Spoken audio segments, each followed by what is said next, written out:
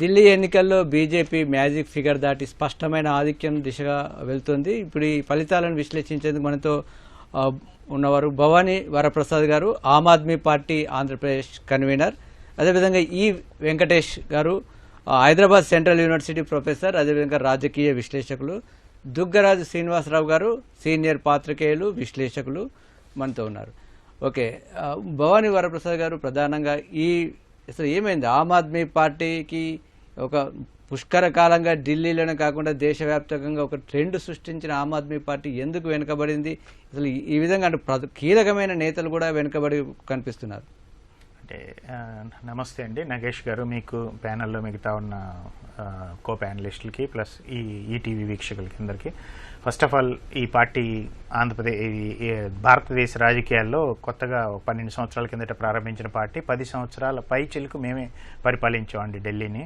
So ఒక కొత్త నూతన తరం రాజకీయాలతోటి అరవింద్ కేజ్రీవాల్ గారు వచ్చారు. మీరు చూస్తున్నారు, భారతీయ జనతా పార్టీ ప్రస్తుతం ఉన్నటువంటి నరేంద్ర మోడీ గారి నాయకత్వం అండ్ అమిత్ షా గారి వీరిద్దరు నాయకత్వం నడుస్తున్నట్టు పార్టీ ఏ రకంగా తన బీజేపీ లేని రాష్ట్రాలను ఏ రకంగా ఇబ్బందులు పెడుతున్నది మన భారతదేశ ప్రజలందరికీ తెలుసు.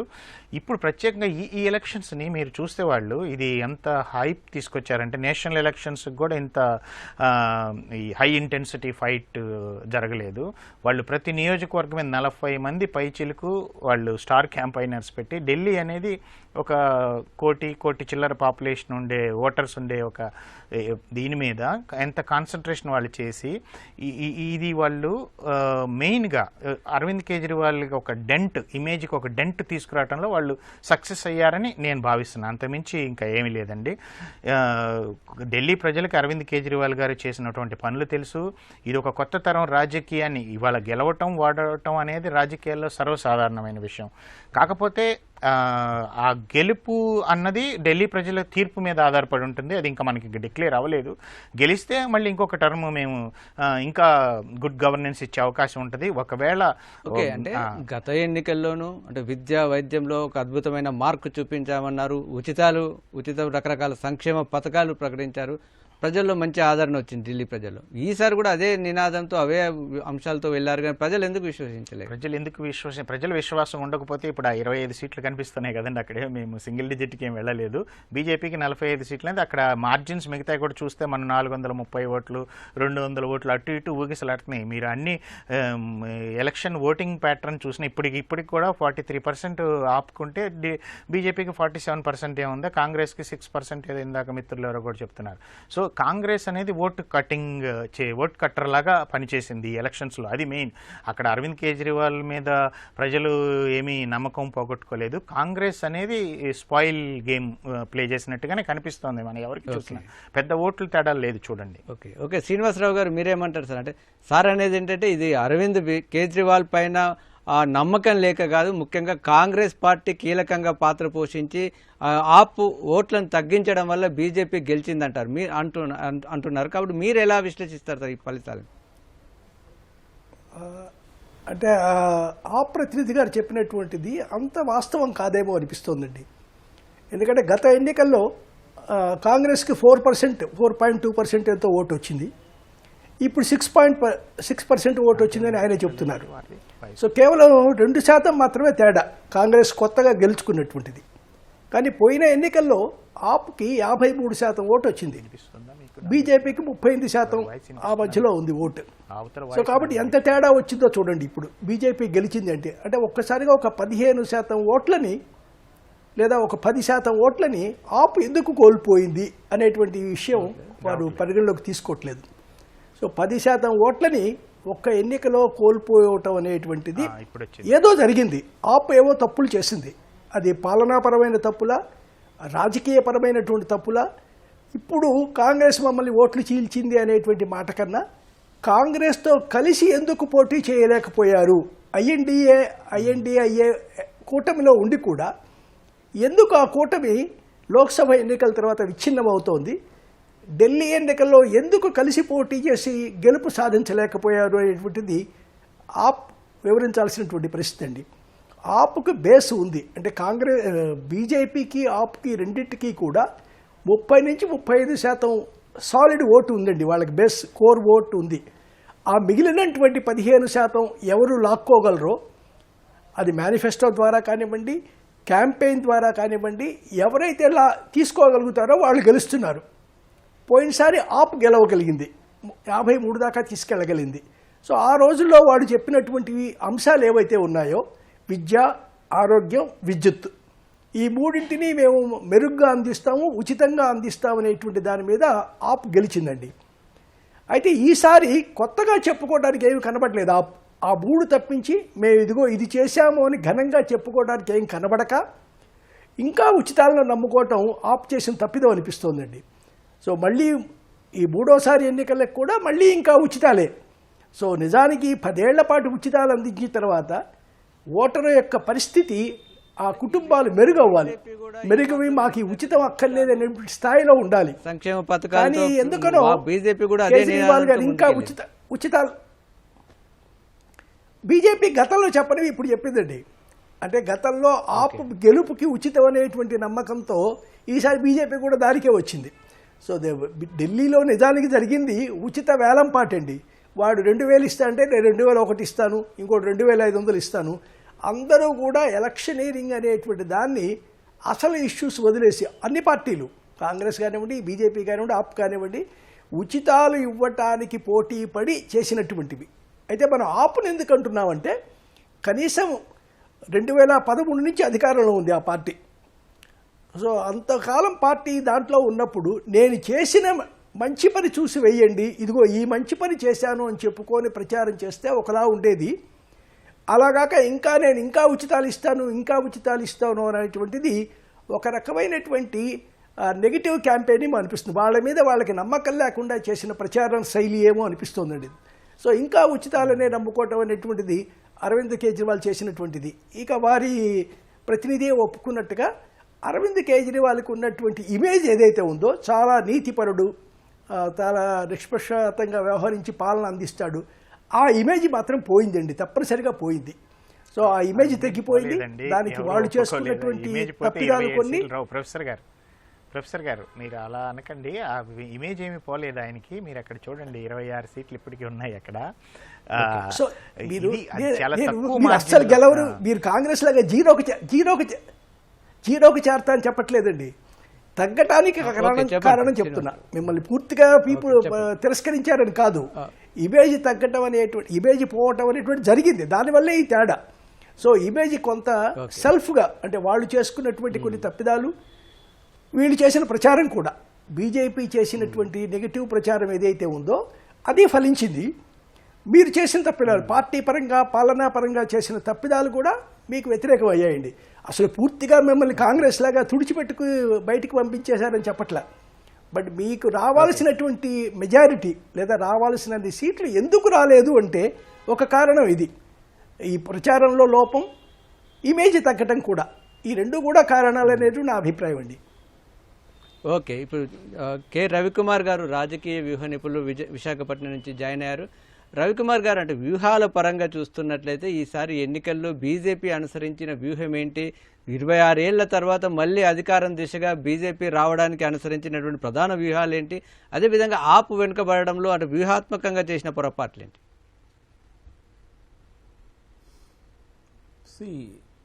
ఇక్కడున్న పెద్దలందరికీ కూడా నమస్కారం అండి.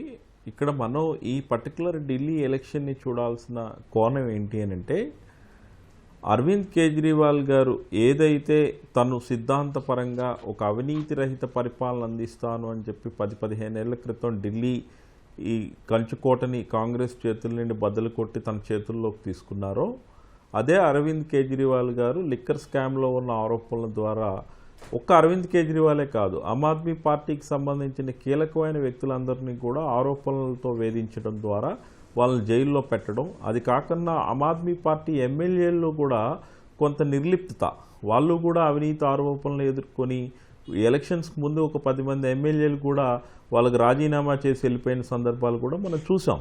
దీని అంతటి వల్ల ఏమైంది అని అంటే, ఆమ్ ఆద్మీ పార్టీ తాలూకా ఎలక్షనీరింగ్ మెకానిజం మీద ఆ స్ట్రెస్ పడింది. అంటే మానసికంగా అరవింద్ కేజ్రీవాల్ గారి టీంని బీజేపీ దెబ్బ కొట్టడంలో సక్సెస్ అయింది అనేది అయితే మనకు స్పష్టంగా కనిపిస్తుంది. ఇందాక మన ప్రొఫెసర్ డాక్టర్ గారు చెప్తూ ఉన్నారు, 10 ఏళ్ళు మనం వెల్ఫేర్ స్కీమ్స్ని నిరాటంకంగా మనం అందించిన తర్వాత కూడా ఆ వెల్ఫేర్ ఓటర్స్లో ఎలాంటి డెవలప్మెంట్ ఏమైనా జరిగిందా, వాళ్ళు మళ్ళీ అదే వెల్ఫేర్ని కోరుకుంటున్నారా లేదనే విషయం అనేది కూడా ఆమ్ ఆద్మీ పార్టీ పూర్తి స్థాయిలో పరిశీలన చేయలేని పరిస్థితులకు పోయింది. దానికి కారణం ఏంటంటే వాళ్ళ తాలూకు పార్టీ స్ట్రక్చరు, వాళ్ళ పార్టీలో ఉన్న కీలకమైన నాయకులు వీళ్ళందరూ ఈ ఆరోపణల్లో ఎదుర్కోవడం, ఈ కేసుల్లో ఈ హడావిడిలో ఉండడమే తప్ప పార్టీ తన కార్యకలాపాలని గతంలో లాగా నిర్వర్తించకపోవడం కూడా ఒక కారణంగా మనం చెప్పొచ్చు.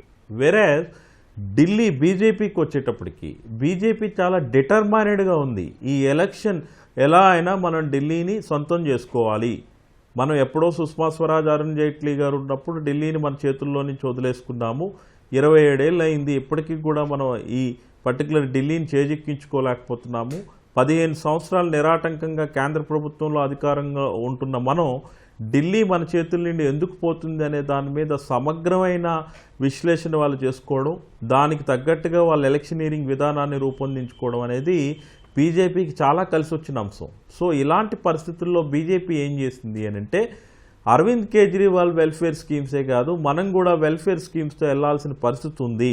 ఎందుకంటే మహారాష్ట్రలో మనం లాంచ్ చేసిన వెల్ఫేర్ ఏదైతే ఉందో వాళ్ళు కూడా యాక్సెప్ట్ చేశారు. మహారాష్ట్ర ప్రజలు మనకు అనుకూలంగా తీర్పు ఇవ్వడానికి మన వెల్ఫేర్ విధానం కూడా ఒక విధమైన కారణమనే ఒక విషయం ఏదైతే అవగాహన చేసుకుందో ఇమీడియట్లీగా ఢిల్లీ ఎలక్షన్స్లో కూడా తన క్యాంపెయిన్లో భాగంగా జనరల్గా వెల్ఫేర్కి దూరంగా ఉండి బీజేపీ కూడా వికసిత భారత్ డెవలప్మెంట్ మోడల్ కాదు అనే బీజేపీ కూడా ఇక నుంచి వెల్ఫేర్ స్కీమ్స్ ఉచితాల బాటే పట్టే మిగతా రాష్ట్రాల్లో కూడా అదే పంత అనుసరించే అవకాశం ఉంటుందంటారా? ఖచ్చితంగా. ఇప్పుడు ఎందుకంటే బీజేపీకి 15 ఏళ్ళు అయిన తర్వాత నేచురల్ యాంటీ ఇన్కంబెన్సీ వచ్చేస్తుంది. వాళ్ళు చెప్పిన డెవలప్మెంట్ ఎక్కడుంది అనే ఈ 15 ఏళ్ల తర్వాత అన్ని రాష్ట్రాల్లో వెతికి పెడితే మీకు ఎక్కడ కనిపిస్తుంది? ఒక గుజరాత్లో కనిపిస్తుంది, లేకపోతే ఇంకో రాష్ట్రంలో వాళ్ళకు అనుకూలంగా ఉన్న రాష్ట్రాల్లో కనిపిస్తుంది తప్ప డెవలప్మెంటు. మిగతా రాష్ట్రాల్లో ఎక్కడుందంటే వాళ్ళు ఆన్సర్ చెప్పలేని పరిస్థితికి వస్తారు. అలాంటి పరిస్థితుల్లో వాళ్ళు తీసుకోవాల్సిన స్టాండ్ ఏంటి? వెల్ఫేర్ స్టాండ్ తీసుకుంటారు. అదే నేను అనేది, రాజకీయాల్లో వ్యూహం చాలా ముఖ్యం. ఆ వ్యూహం ఎలా ఉండాలి అని అంటే మన ప్రత్యర్థి ఎవరు అనేది తెలుసుకోవడం కూడా చాలా ఇంపార్టెంట్. ఇక్కడ బీజేపీ కేజ్రీవాల్ని తన ప్రత్యర్థిగా చూసింది తప్ప జాతీయ పార్టీ అయిన కాంగ్రెస్ని ప్రత్యర్థిగా చూడలేదు అనే విషయం అనేది మనం అందరం గమనించాల్సిన విషయం. వేరేది ఇక్కడ రాహుల్ గాంధీ కూడా ఏదైతే జాతీయ పార్టీకి ఒక లీడర్ ఆఫ్ అపోజిషన్గా ఉన్నారు, ఖర్గే గారు జాతీయ అధ్యక్షుడిగా ఉన్నారు, వాళ్ళు ఏం చేయాలి? మన శత్రువు బీజేపీ అనే విషయం అనేది వాళ్ళు మర్చిపోయారు. వాళ్ళు ఆమ్ ఆద్మీ పార్టీని వాళ్ళ శత్రువుగా భావించారే తప్ప మన ఇండియా కూటమిలో ఉన్న పార్టీయే కాబట్టి కేజ్రీవాల్ కూడా జైలుకి వెళ్ళి వచ్చారు. మనం ఇలాంటప్పుడు వాళ్ళకి స్టాండప్ అవ్వాలి. మన కూటమిలో ఉన్న ఒక భాగస్వామికి తప్పు చేసినా ఒప్పు చేసినా మనం మద్దతు పలకాల్సిన అవసరం ఉందనే విషయం అనేది వాళ్ళు మర్చిపోయారు. సో ఇక్కడ ఏదైతే కాంగ్రెస్ పార్టీ, ఆమ్ ఆద్మీ పార్టీ రెండు వాళ్ళ తాలూకు ఒరిజినాలిటీని కోల్పోయాయి. మీరు అబ్జర్వ్ చేస్తే నేను మహారాష్ట్ర ఎలక్షన్స్ అప్పుడు కూడా మనం ప్రెడిక్ట్ చేసాం, అందరూ కూడా మహాయుతి వస్తుందంటే మనం ఇదే ఛానల్లో చెప్పాం, లేదు బీజేపీ కూటమికి అవకాశాలు ఎక్కువగా ఉన్నాయి సార్ అని చెప్పి మనం చెప్పుకోదలిచాం. ఎందుకు? కారణం ఏంటంటే కాంగ్రెస్ తన ఒరిజినాలిటీని కోల్పోయింది, శివసేన తన ఒరిజినాలిటీని కోల్పోయింది. అదే ఎవరైతే సిద్ధాంతాలను మర్చిపోతారో, ఎవరైతే రాజకీయ మూలాలు వాళ్ళు ఏ పర్టికులర్ విధానం గురించి ఫైట్ చేయడానికి రాజకీయ పార్టీని స్థాపించారో ఆ రాజకీయ పార్టీతో కొనసాగుతున్నారనే విషయం అనేది మర్చిపోతారో ఆ రోజు ప్రజాస్వామ్యమే ప్రమాదంలో పడదు, రాజకీయ పార్టీలు కూడా ప్రమాదంలో పడతాయి. మనం వామపక్షాలను చూసాం. వామపక్షాలు ఈరోజు దేశంలో కనుమరుగైపోవడానికి కారణం ఏంటి అని అంటే వాళ్ళ తాలూకు సిద్ధాంతాలు, వాళ్ళ తాలూకు భావజలాలు వాళ్ళు మర్చిపోయారు. వాళ్ళు మర్చిపోగా వాళ్ళు కొత్తగా వచ్చిన విధానాలను అడాప్ట్ చేసుకోలేకపోవడంలో కూడా ఫెయిల్ అయ్యారు. అందుకే వెస్ట్ బెంగాల్ లాంటి కంచుకోట్లను కూడా వామపక్షాలు తుడిచిపెట్టుకుపోయిన సందర్భాలు మనం చూసాం. సో ఇంత సుదీర్ఘ అనుభవం ఉన్న కాంగ్రెస్ పార్టీ తన ప్రత్యర్థి ఎవరు ఢిల్లీలో అనే విషయాన్ని మర్చిపోయి పనిచేయడం వల్ల ఈరోజు ఈ రిజల్ట్ని మూట కట్టుకుంది అనుకోవచ్చు. చాలామంది విశ్లేషకులు చాలామంది చెప్తూ ఉన్నారు. బట్ యాజ్ ఎ ప్రొఫెషనల్ చాలా కంట్రీస్లో పనిచేసి చాలా రాష్ట్రాల్లో పనిచేసిన ఒక ఫౌండేషన్స్ మీద పనిచేసే వ్యక్తులుగా మేం చెప్పేది ఏంటి అని అంటే స్ట్రాటజిస్టులు, సర్వేలు ఇవన్నీ ఏంటంటే ఒక గూగుల్ మ్యాప్ లాంటివి. మేము ఒక డైరెక్షన్ ఇస్తాం తప్ప ఆ డైరెక్షన్లో ఉన్న లోపాలు ఏంటి, ఆ డైరెక్షన్ కరెక్టా కాదని నిర్ణయించుకోవాల్సింది ప్రజల నుండి ప్రజల చేత ఎన్నుకోబడిన ప్రజాప్రతినిధులు అనే విషయం మర్చిపోయి పనిచేస్తున్న రాజకీయ పార్టీలు. సో నేను రాజకీయ పార్టీలకు కూడా నేను ఇదో నా ప్రొఫెషన్ అది అయినా కూడా నేను చెప్తున్నది ఏంటి అని అంటే, ఒక రవికుమార్ చెప్పాడు, ఒక ప్రశాంత్ కిషోర్ చెప్పాడు, ఒక రాబిన్ శర్మ చెప్పాడని కాకుండా మీరు ప్రజల అభిప్రాయాలను కూడా మీ తాలూకా నాయకత్వంతో ఎప్పటికప్పుడు సరిచేసుకుంటూనే రాజకీయాలు నిలబెట్టుకోగలగాలి తప్ప ఈ పర్టికులర్ విధానాలతో నిలబడలేవు రాజకీయాలు అనడానికి ప్రత్యక్ష ఉదాహరణ ఇది. అయితే ఇక్కడ ఆమ్ ఆద్మీ పార్టీ పూర్తిగా తుడిచిపెట్టుకోకుండా 30 స్థానాలు 28 స్థానాల్లో డీసెంట్ ఫిగర్స్ సాధించడానికి గల కారణాలు కూడా ఉన్నాయి. అవి ఏంటి అని అంటే, గత 10-15 ఏళ్లలో వాళ్ళు ఏదైతే విద్య, ఆరోగ్యం సంబంధించిన విషయాల్లో తీసుకున్న రిఫార్మ్స్ ఏవైతే ఉన్నాయో అవి నిజంగా అక్కడ ఢిల్లీ అనేది మీ అందరికీ తెలుసు, అన్ని రాష్ట్రాల నుండి వలస వెళ్ళే కార్మికులు ఉంటారు, వలస వెళ్ళే ప్రధానులు ఉంటారు, స్లమ్స్ ఎక్కువ ఉంటాయి. అరౌండ్ 256 స్లమ్స్ ఉన్నాయి. అక్కడే కదా కేజ్రీవాల్ గారు తీసుకున్న నినాదం, ఆ రోజు 15 ఏళ్ల కిందట తీసుకున్న నినాదం అనేది క్లిక్ అయింది. సో కేజ్రీవాల్ గారు కూడా ఇవన్నీ ఆలోచించుకోవాలి. అయితే ఓడిపోయినంత మాత్రాన కేజ్రీవాల్ పూర్తిగా రాజకీయాల నుండి తప్పు చేసి దూరం అవుతున్నాడు అనే అభిప్రాయం ఎవరైతే వ్యక్తం చేస్తున్నారో అది కరెక్ట్ కాదు. ఎందుకంటే కేజ్రీవాల్ గారికి ఇంకా అవకాశం ఉంది. ఆయన కేంద్రంలో అతి కీలకమైన రాష్ట్రమైనటువంటి భారతదేశానికి ముఖద్వారమైనటువంటి ఢిల్లీలో రేపు ప్రధాన ప్రతిపక్ష నేతగా ఉంటాడు. రేపు బీజేపీ విధానాలను ఎండగట్టే అవకాశం ఆయనకి కూడా ఉంది. Right sir. ఓకే, ఢిల్లీలో అప్పుడే బీజేపీ కార్యకర్తల సంబరాలు మొదలయ్యాయి. బాణాసంచా కాల్చి సంబరాలు చేసుకుంటున్నారు. ఓకే వెంకటేష్ గారు, అయితే ప్రధానంగా అక్కడ అసలు కాంగ్రెస్ జీరోకు పడిపోయే పరిస్థితి ఎందుకు వచ్చింది సార్? దేశ రాజధాని, ఇండియా కూటమి పేరుతో కాంగ్రెస్ పార్టీ చాలా ఆశలు పెట్టుకుంది రానున్నటువంటి పార్లమెంట్ ఎన్నికలు. అలాంటి దేశ రాజకీయాల్లో గత దశాబ్ద కాలంగా ఒక జీరోకే పడిపోయి అసలు నామమాత్రంగా పూర్తిగా పడిపోవడానికి కారణాలు ఏంటి సార్? రవికుమార్ గారు కొంత చెప్పారు, అంటే సిద్ధాంతపరమైన లోపాల, లేక సంస్థాగత నిర్మాణాల లోపాల, పరిస్థితులు అసలు ప్రధానంగా ఏంటి సార్? ఆ ప్రతినిధి గారు, నేను ప్రొఫెసర్ వెంకటేష్ ఇప్పుడు మాట్లాడుతున్నాను. ఈ కాంగ్రెస్ పార్టీ అంతగా వైఫల్యం చెందడానికి వచ్చేసి నేను అనుకుంటున్న దాని ప్రకారము, ఎందుకంటే ఇప్పుడు భారతీయ జనతా పార్టీకి 49% ఓట్లు వచ్చాయి, ఆమ్ ఆద్మీ పార్టీకి వచ్చేసి 44% ఓట్లు వచ్చాయి, కాంగ్రెస్ పార్టీకి 6% వచ్చాయి. అంటే కాంగ్రెస్ పార్టీ, ఆమ్ ఆద్మీ పార్టీ ఓట్ బ్యాంక్ మనం క్యాలిక్యులేట్ చేసినట్లయితే 50% వాళ్ళ ఓట్ బ్యాంక్ అనేటువంటిది పెరుగుతూ ఉంది. భారతీయ జనతా పార్టీ 49% పెరుగుతుంది. అదేవిధంగా మనము హర్యానా ఎన్నికల్లో కూడా చూసినప్పుడు ఆమ్ ఆద్మీ పార్టీకి ఉన్నటువంటి ఓట్ పర్సెంటేజ్ దగ్గర వచ్చేసి 3% ఉంది. అక్కడ వచ్చేసి కాంగ్రెస్కి, తర్వాత వచ్చేసి భారతీయ జనతా పార్టీకి మధ్య ఎన్నికల్లో ఉన్నటువంటి తేడా చాలా స్వల్పం. అంటే ఇక్కడ 2024 లోక్సభ ఎన్నికల ముందు ఇండియా బ్లాక్ అనేటువంటి ఒక ప్రత్యామ్నాయ కూటమి ఏర్పడ్డప్పుడు కాంగ్రెస్, ఆమ్ ఆద్మీ పార్టీ అన్నీ కూడా అందులో అంతర్భాగం. అయితే 2024 లోక్సభ ఎన్నికలు ప్రారంభమైన నాటి నుంచి కూడా ఈ పార్టీల మధ్య కొంత సఖ్యత అనేటువంటిది కుదరలేదు. దాని ఫలితంగానే ఈ ఇండియా కూటమి అనేటువంటిది విచ్ఛిన్నం అవడం అనేటువంటిది 2024 ఎన్నికల్లో మొదలయ్యి అది హర్యానాలో ప్రతిబింబించింది, అట్లాగే కొంతవరకు మహారాష్ట్రలో ప్రతిబింబించింది, ఇవాళ ఢిల్లీలో చాలా స్పష్టంగా బయటపడింది. ఎందుకంటే ఆమ్ ఆద్మీ పార్టీ అనేటువంటిది 2004 ఆ ప్రాంతంలో వచ్చేసి ఒక భారతదేశ రాజకీయాలకు ఒక పక్క మతతత్వ రాజకీయాలు చేస్తుందనుకుంటున్నటువంటి భారతీయ జనతా పార్టీకి ప్రత్యామ్నాయంగాను, అట్లాగే ఉదారవాద ఆర్థిక విధానాలకు ప్రతినిధిగా ఉన్నటువంటి కాంగ్రెస్ పార్టీకి ప్రత్యామ్నాయంగా సంక్షేమం అనేటువంటి దాన్ని భారతదేశ రాజకీయాలపైకి తీసుకొచ్చినటువంటి ఒక రాజకీయ పార్టీ. ప్రధానంగా ముఖ్యంగా వచ్చేసి తను ఐఆర్ఎస్కి రాజీనామా చేయడము, పరివర్తన అనేటువంటి ఆర్గనైజేషన్ స్టార్ట్ చేసి ఢిల్లీ వీధులలో ముఖ్యంగా స్లమ్స్లో పనిచేయడము, ఆ తర్వాత భారతదేశంలో పౌర సమాజ ఉద్యమము అన్నా హజారే నాయకత్వాన్ని వస్తున్నట్టు సందర్భంలో కేజ్రీవాల్ వచ్చేసి కీలకమైనటువంటి వ్యక్తిగా ఉంటూ ఆ తర్వాత ఆ పౌర సమాజం ఉద్యమాన్ని వచ్చేసి రాజకీయ పార్టీగా మరల్చి ఢిల్లీ ఎన్నికల రాజకీయాల్లో పాల్గొని, అట్లాగే పట్టణ ప్రాంతాల్లో మెట్రోపాలిటన్ సిటీస్లో కూడా సంక్షేమ రాజకీయాలను ముందుకు తీసుకొస్తే అది విజయం సాధించడం సాధ్యము అంటున్నటువంటి విషయాన్ని ఆమ్ ఆద్మీ పార్టీ ఆనాడు తేల్చి చెప్పింది. అయితే ఈ మొత్తము ఈ ఇవాళ జరుగుతున్నటువంటి ఈ ఎన్నికల ఫలితాలు ఏం చెప్తా ఉన్నాయంటే మొత్తం భారతదేశ రాజకీయాల్లో ఒక పరిణామం అనేటువంటిది. అంటే 2024 ఎన్నికల ముందు భారతీయ జనతా పార్టీ వచ్చేసి రామ జన్మభూమిని అక్కడ వచ్చేసి ఆ దేవాలయాన్ని కట్టింది. దేవాలయాన్ని కట్టిన తర్వాత 400 సీట్ల పైగా వస్తాం అనుకుంటున్నట్టు రాజకీయ పార్టీకి మొత్తం ఎన్డీఏ కూటమి అంతా కలిపినా కూడా 300 సీట్లు రాకపోవడం అనేటువంటి జరిగింది.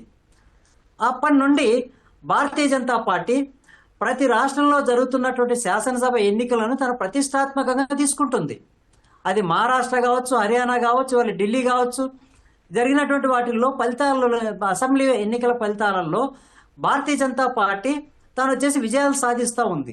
ఈ సాధిస్తున్నటువంటి విజయాల నుండి కాంగ్రెస్ పార్టీ ఎందుకు కానీ ఈ విధంగా వెనకబడిపోతుంది అనేటువంటి విషయాన్ని మనం అర్థం చేసుకోవాలనుకున్న ప్రయత్నం చేసినప్పుడు కాంగ్రెస్ పార్టీ ఒకటి వచ్చేసి అలయన్స్ పాలిటిక్స్ ని ఇట్లా ఆప్ కావచ్చు, లేదా కాంగ్రెస్ పార్టీ కూడా రెండు కూడా వచ్చేసి ఈ పక్కన పెట్టి వాళ్ళ అంతర్గత కుమ్ములాటలో కూరుకుపోవడం వల్ల సీట్ల అడ్జస్ట్మెంట్ అనేటువంటిది లేకపోవడం వల్ల ఇవాళ ఆమ్ ఆద్మీ పార్టీకి తగ్గిపోతున్న ప్రతి సీటు, తగ్గిపోతున్న ప్రతి ఓట్ పర్సంటేజీ భారతీయ జనతా పార్టీకి యాడెడ్ అడ్వాంటేజ్ అయింది. అదేవిధంగా కాంగ్రెస్ పార్టీ వచ్చినటువంటి 6% ఓట్ బ్యాంకు కూడా చాలా ముఖ్యమైనది. ఒకవేళ ఈ క్యాలిక్యులేషన్ ప్రకారము 44% AAP vote bank, 6% Congress vote bank అయినా ఒకే రాగలిగింటే నిజంగా బహుశా ఢిల్లీ ఎన్నికల ఫలితాలు అనేటువంటి భిన్నంగా ఉండేవి. కానీ ఈ భారతీయ జనతా పార్టీ వచ్చేసి తనకున్నటువంటి మెషినరీ ఏదైతే ఉందో, పార్టీ పరంగా ఉన్నటువంటి మెషినరీ ఏదైతే ఉందో అది వచ్చేసి దాన్ని చాలా మైక్రో లెవెల్ మేనేజ్మెంట్ ఏదైతే ఉందో, అట్లాగే తనకున్నటువంటి ఫ్రంట్ ఆర్గనైజేషన్స్ ద్వారా ప్రజల్లోకి తీసుకెళ్లాల్సినటువంటి తనకున్నటువంటి రాజకీయ ఎజెండాను చాలా సమర్థవంతంగా తీసుకెళ్లగలిగింది. అయితే కాంగ్రెస్ పార్టీ దాంతో పోటీపడి తనకున్నటువంటి పలుకుబడి కానీ, ప్రాబల్యాన్ని కానీ, లేదంటే సామాజిక పునాదిని కానీ ముందుకు తీసుకెళ్లలేకపోవడం ఒకటైతే, ఢిల్లీ రాజకీయాల్లో ఆమ్ ఆద్మీ పార్టీ అనేటువంటి దాంట్లో గత 10 ఏళ్లకు పైగా రాజకీయ అధికారంలో ఉన్నప్పటికీ social basis of the leadership, నాయకత్వ స్థానంలో సామాజిక మార్పు అనేటువంటిది ఏమీ లేకపోవడం వల్ల ఢిల్లీ ప్రాంతాల్లో ఇవాళ వచ్చేసి నిరుపేదలు, కింది కులాలకు చెందినటువంటి వాళ్ళు, వివిధ ప్రాంతాలకు చెందినటువంటి వాళ్ళు కూడా వస్తూ ఉన్నప్పటికీ కూడా ఆమ్ ఆద్మీ పార్టీ సోషల్ ప్రొఫైల్ అనేటువంటిది మార్చుకోకపోవడం. అదేవిధంగా భారతీయ జనతా పార్టీ ఎలక్షన్ ఉన్నటువంటి క్యాండిడేట్స్ ప్రొఫైల్ చూసుకున్నప్పుడు కొంతవరకు వచ్చేసి ఈ భిన్నమైనటువంటి సామాజిక వర్గాలకు ఓట్ల పంపిణీ చేయడం అనేటువంటిది జరుగుతూ వచ్చింది. అట్లాగే ఢిల్లీలో మెట్రోపాలిటన్ సిటీలో ఎక్కువగా మిడిల్ క్లాస్ అనేటువంటి వాళ్ళు ప్రభుత్వ ఉద్యోగాలు, ప్రైవేటు ఉద్యోగాలపైన ఆధారపడి ఉంటారు. కాబట్టి బడ్జెట్లో 12 లక్షల వరకు కూడా ఇన్కమ్ ట్యాక్స్ ఎగ్జంప్షన్ ఇస్తున్నాము అనేటువంటి ఒక కీలకమైనటువంటి ఫ్యాక్టర్ వచ్చేసి ఢిల్లీ మధ్యతరగతి వర్గాన్ని వచ్చేసి చాలా పెద్ద ఎత్తున ప్రభావితం చేసింది. ఈ కారణాలు అందువల్లనే మన ఢిల్లీ స్లమ్ లో ఉన్నటువంటి ఓట్ బ్యాంకులో పెద్దగా వచ్చేసి ఆమ్ ఆద్మీ పార్టీకి డిక్లైన్ తగ్గలేదు. ముఖ్యంగా వచ్చేసి మిడిల్ క్లాస్ ఓట్ బ్యాంక్ అనేటువంటిది చాలా పెద్ద ఎత్తున దెబ్బతీసింది అనేటువంటి విషయాన్ని మనము అర్థం చేసుకోవాలి. Okay sir, okay sir Bhavani గారు, ప్రధానంగా అంటే ఇప్పుడు జాతీయ పార్టీగా విస్తరించేందుకు ఆమ్ ఆద్మీ పార్టీ కొంతకాలంగా ప్రయత్నిస్తుంది. పంజాబ్లో సక్సెస్ అయింది, సరే గుజరాత్, ఒడిశా లాంటి చోట్ల కూడా ప్రయత్నాలు చేసింది. అంటే ఈ నేపథ్యంలో ఇప్పుడు అసలు బేస్ ఢిల్లీలోనే దెబ్బతింది. ఇప్పుడు జాతీయ పార్టీగా విస్తరణ ప్రయత్నాలు ఇక ఆగిపోయినట్టేనా? ముందు ఢిల్లీలో బలపడడానికే ప్రయత్నిస్తారా, ఇంకా కొనసాగుతాయా జాతీయ పార్టీ? ఢిల్లీలో ఏమి పార్టీ తుడిచిపెట్టుకోలేదండి. అధికారాన్ని ఇది 10 సంవత్సరాల పరిపాలన మాది చూశారు. ఇప్పుడు భారతీయ జనతా పార్టీ అన్ని రకాలుగా ఓటర్స్ని లూర్ చేసింది. ఇప్పుడు అంటే ఏవైతే అరవింద్ కేజ్రీవాల్ ప్రకటించారో ఉచితాలు, వాటికన్నా మేము ఎక్కువ ఇస్తాం, ఈయన 21 ఇస్తాడు, 2500 ఇస్తాం అన్నారు. అన్నీ ఎక్కువ ప్రకటించుకుంటూ వెళ్ళారు. రెండవది అన్నీ ఉపయోగించారు వాళ్ళు. ఇప్పుడు పుష్కరాలు కుంభమేళా జరుగుతుంది, దాన్ని కూడా మోడీ గారు నిన్న ఇక్కడ పోలింగ్ జరుగుతుంటే ఆయన అక్కడ పోయి కుంభమేళా అది లైవ్ చూపిస్తున్నారు. And chief election commission influence చేశారు ఆయనకి లాస్ట్ ఎలక్షన్ ఇది. ఈ దేశంలో మనం చూస్తే ఎప్పుడైనా భారతీయ జనతా పార్టీ కాలంలో అన్ని వ్యవస్థల్ని వాళ్ళు ఏదో ఒక రకంగా దాన్ని నీరుగార్చారు. మీరు చూస్తే ఎక్కడైనా ఈ దేశంలో చూసామండి. ఒకప్పుడు సుప్రీంకోర్టు చీఫ్ జస్టిస్గా ఉన్న ఆయన పదవి విరమణ అవగానే ఆయన్ని రాజ్యసభకు పంపించడం, అంటే ఏ రకంగా వీళ్ళు వ్యవస్థలు ఇన్ఫ్లుయెన్స్ చేస్తున్నారు అంటే మనం అనుకునేది ఏంటంటే భారతీయ జనతా పార్టీ ఒకప్పుడు నీతివంతమైన రాజకీయాలు చేసింది ఎప్పటి వరకు మన వాజ్పేయి గారు ఉన్నంత వరకు. ఒక సీటు కోసం ఒక పార్లమెంట్ మెంబర్ సపోర్ట్ చేస్తే ఆయనకి ప్రధానమంత్రి నిలబడుతుందైనా ఆయన అక్కర్లేదు నాకు అని ఆ ఇమేజ్ ఉందండి ఈ రోజున భారతీయ జనతా పార్టీ. ఇవాళ భారతీయ జనతా పార్టీ ఏ రకమైన రాజకీయాలు చేస్తుంది దేశం అంతా. ఒక అరవింద్ కేజ్రీవాల్ మాత్రమే ఆయన్ని తట్టుకుని ఈ రోజుకి కూడా ఒక స్టాండ్ మీద నిలబడ్డారు. మీరు చూడండి 10 సంవత్సరాల నుంచి బీజేపీ వల్ల ఈ దేశానికి ముప్పు. ఆయన తన శక్తి మేరకు 12 సంవత్సరాల క్రితం ఒక నూతన తరం రాజకీయాన్ని తీసుకొచ్చి ఈ రోజుకి మీరు చూడండి యువతలో 18 నుంచి 30 సంవత్సరాల వయసు ఉన్న వాళ్ళని అడగండి, వాళ్ళందరూ మేము ఒక మీటింగ్ పిలిచినా ఆ మీటింగ్కి అయ్యే ఖర్చు కూడా వాళ్లే భరించుకుని, అంటే ఈ దేశంలో ఏదో మార్పు కావాలి, మనకి ఇక్కడి నుంచి వెళ్ళి ఆస్ట్రేలియా, అమెరికా, యూకే అనే విశ్వంలో అనేక చోట్ల పనిచేస్తున్న వాళ్ళు ఈ రోజున ఆమ్ ఆద్మీ కోసం పనిచేస్తున్నారు పార్టీ కోసం. అంటే ఈ దేశంలో ఒక మార్పు అనేది రావాలి. ఒక చదువుకున్న వ్యక్తి ఐఐటీలో చదివారు, ఐఆర్ఎస్ నుంచి రిజైన్ చేసి వచ్చి మార్పు కోసం హజారాతో వర్క్ చేశారు. తర్వాత ఈయన పొలిటికల్ పార్టీ ఫామ్ చేశారు. అవి వేరేగా మాట్లాడుతూ అవినీతి నిర్మూలన అనే ఒక సిద్ధాంతంతో ఏర్పడిన పార్టీ కేజ్రీవాల్ కు ఉన్న ప్రధాన ఇమేజ్ బ్రాండ్ అదే. కానీ అదే అవినీతి ఆరోపణలు వచ్చిన తర్వాత ఈ ఫలితాలు ఆరోపణలను నేపథ్యంలో ఈ ఫలితాలను కలిపి చూస్తే దీన్ని ఎలా ఏం కాదండి. ఇది ఒక సుదీర్ఘ ప్రయాణం రాజకీయాల్లో. 10 సంవత్సరాలు మేము పరిపాలించాం, ఆ మార్క్ అలానే ఉంటుంది. భారతీయ జనతా పార్టీ చూడండి వాళ్ళని ఒక 6 నెలలు వాళ్ళు అంటే మనం ఇంకా రిజల్ట్ అవ్వలేదు, anything can happen. But BJP అక్కడ ఆమ్ ఆద్మీ పార్టీ ఏమీ తుడిచిపెట్టుకోలేదండి. మీరు ఆ 47-22 మధ్య మీరు ఓట్ పర్సెంటేజ్ చూస్తే మొత్తం కలిసి 400, 500, 1000 లోపే ఒక్కొక్క సీట్లు అన్ని కలిసినా మీకు 20,000 ఓట్ల తేడా కూడా లేదు రెండు పార్టీలకి. అది నామినల్. కానీ ఈ భారతదేశ రాజకీయాల్లో రాబోయే రోజుల్లో అరవింద్ కేజ్రీవాల్ గారి పార్టీ ఆయనకు మంచి సమయం దొరుకుతుంది. వాస్తవంగా చెప్పాలంటే ఆయన దేశవ్యాప్తంగా ఇది అంతం కాదండి, ఆరంభం ఈ రోజున. అది చాలామంది అఫ్కోర్స్ సాధారణంగా విశ్లేషించే విశ్లేషణలో వారిని నేను తప్పు పట్టట్లేదు. కానీ నేను 12 సంవత్సరాల నుంచి నేను I'm also one of the founder member of this party. ఈ దేశ రాజకీయాలని నేను సుదీర్ఘంగా అబ్జర్వ్ చేస్తా ఉన్నాను. ఆమ్ ఆద్మీ పార్టీకి ఇది అంతం కాదు, ఇది ఆరంభము. ఒక ఢిల్లీ మోడల్ మేము చేశాము, ఓకే, ఢిల్లీ ప్రజలకి మేము మళ్ళీ వాళ్ళు అవకాశం ఇస్తే మళ్ళీ గవర్నెన్స్ కంటిన్యూ చేసేవాళ్ళం. ఓకే, ఇప్పుడు గవర్నెన్స్కి బ్రేక్ పడింది అంతే. దానికి కూడా మీరు అదేది కర్ణుడి చావుకి అనేక కారణాలు అన్నట్టు బీజేపీ అన్ని విషయాల్ని వాడుకుంది కదండి. కుంభమేళాన్ని వాడుకుని, చీఫ్ ఎలక్షన్ కమిషనర్ని వాడుకుని, ఈ డెంట్ ఒకటి ఆయన క్యారెక్టర్ మీద డెంట్ పెట్టారు వాళ్ళు. అంతేగాని అదేం ప్రూవ్ అవ్వలేదు కదా. 100 కోట్ల స్కాము అది ఇది అని. అది ఇట్స్ నాట్ ఏ స్కామ్, అది ఒక పాలసీ డెసిషన్. సో దాన్ని అలా ఒక కథ అల్లేసి ఒక ఫ్యాబ్రికేటెడ్ కేసు పెట్టి 2 సంవత్సరాల పైపెచ్చు మెయిన్ లీడర్స్ అందరినీ మా పార్టీ ఉన్న వాళ్ళని జైలు పాలు చేసి ఈ టర్మ్ 5 సంవత్సరాల్లో ఒక 2 సంవత్సరాలు కరోనాతో అల్లాడిపోయి ఈ దేశం, అది ఢిల్లీ వలసల దేశం, అదే ఢిల్లీ వలసల్లో ఉండే వాళ్ళ city, middle class work people, ఎక్కువ మంది ఆదాయం వల్ల కూడా గవర్నమెంట్ ఉద్యోగాలు అట్లా ఉండేవాళ్ళు. వాళ్ళకి ఇప్పుడు 8th పే కమిషన్ ఒకటి అనౌన్స్ చేసి అన్ని రకాలుగా. రెండోది ఇన్కమ్ ట్యాక్స్ స్లాబ్స్లో మార్పులు తీసుకొచ్చి ఇవన్నీ ఒకటి కాదు అన్నీ కూడా వాడి తాత్కాలికంగా బీజేపీకి ఏదో, అది కాకుండా ఇంకా బీజేపీ విపరీతమైన ధన ప్రవాహం. చాలా మందికి స్లమ్స్లో ఉండే వాళ్ళ దగ్గరికి వెళ్ళి ఓటర్స్కి డబ్బులు ఇచ్చి ఓటు వాళ్ళకి ఈ ఇంక్ పెట్టేశారు. అంటే పోలింగ్ బూత్ అన్ని తాత్కాలికంగా వాళ్ళు చేయాల్సినవి అన్ని చేసి ఏదో గెలుస్తున్నారు, కానీ ఇది నైతిక విజయం కాదు. ఓకే, దుగ్గర శ్రీనివాసరావు గారు, ఇప్పుడు న్యూఢిల్లీ నియోజకవర్గం చాలా ఆసక్తికరంగా మారుతుంది. కేజ్రీవాల్ ఇప్పుడు 9 రౌండ్ల తర్వాత సుమారు 1000 ఓట్ల వెనుకంజలో ఉన్నారు. అక్కడ ఇద్దరు కేజ్రీవాల్కు పోటీగా ఇద్దరు మాజీ సీఎంల కుమారులు సందీప్ దీక్షిత్, అదేవిధంగా పర్వేజ్ సాహిబ్ సింగ్ వర్మ కూడా పోటీ చేశారు. అంటే ఆ నియోజకవర్గం అంత ఆసక్తికరంగా మారడానికి ముఖ్యంగా కేజ్రీవాల్ వెనుకబాడడానికి ఇప్పటివరకు ఉన్నటువంటి ఫలితాల ప్రకారం కారణాలు ఏంటి సార్? ఇదేనండి, ఈ కేజ్రీవాల్ పార్టీ ఇమేజ్ పోగొట్టుకుందండి, ఇందులో సందేహం లేదు. సో దానికి ఉన్నటువంటి ఇమేజ్ ఏదైతే ఉందో, కేజ్రీవాల్ వ్యక్తిగతంగా ఆయన ఢిల్లీకి మీద మాత్రమే ఫోకస్ చేసి ఉంటే వేరేలా ఉండేదండి. ఢిల్లీ వదిలేసి నేనే జాతీయ ప్రత్యామ్నాయం, నేను విస్తరిస్తాను అనేటువంటి ప్రయత్నంలో జాతీయ పార్టీ గుర్తింపు వచ్చింది. కానీ అంటే గుజరాత్లోను గోవాలోను ఆయన సాధించిన ఓట్ల వల్ల ఇక్కడ పార్టీ మీద పట్టుపోయిందండి. ఢిల్లీలో పార్టీ నడపాల్సినటువంటి పద్ధతిలో పట్టుపోయింది. ఏం జరుగుతుందో తెలియదు, కింది స్థాయి ఎమ్మెల్యేలు ఏం చేస్తున్నారో తెలియదు. సో ఆయన పై స్థాయి రాజకీయాల్లోకి వెళ్ళాను అంటే ఐఎన్డీఏ కూటమి ఏర్పాటులో కానివ్వండి, ఇతర రాష్ట్రాల్లోకి విస్తరించడానికి కానీ ఆయన చేస్తున్నటువంటి ప్రయత్నంలో ఆయన ప్రధాన పీఠం అయితే ఏదైతే ఉందో ఢిల్లీలో దానికి జాగ్రత్తగా బీజేపీ ఇది పెట్టగలిగిందండి. దాని కింద చొచ్చుకుపోగలిగింది, చాప కింద నీరులాగా వెళ్ళగలిగింది. అరవింద్ కేజ్రీవాల్ నన్ను కాక ఎవరిని గెలిపిస్తారు ఈ ఢిల్లీ వాళ్ళు అనేటువంటి ఒక పెద్ద నమ్మకంతో ఉన్నాడండి ఆయన. నేను కాక వీళ్ళకి దిక్కెవరు, నేను ఇంత చేశాను అనేటువంటిది.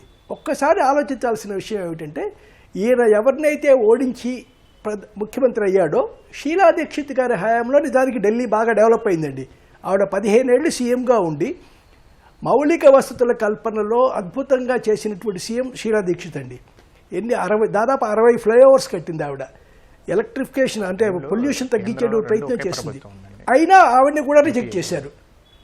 ఎందుకు రిజెక్ట్ చేశారు? ఆ రోజు కాంగ్రెస్ని ఎందుకు రిజెక్ట్ చేశారండి?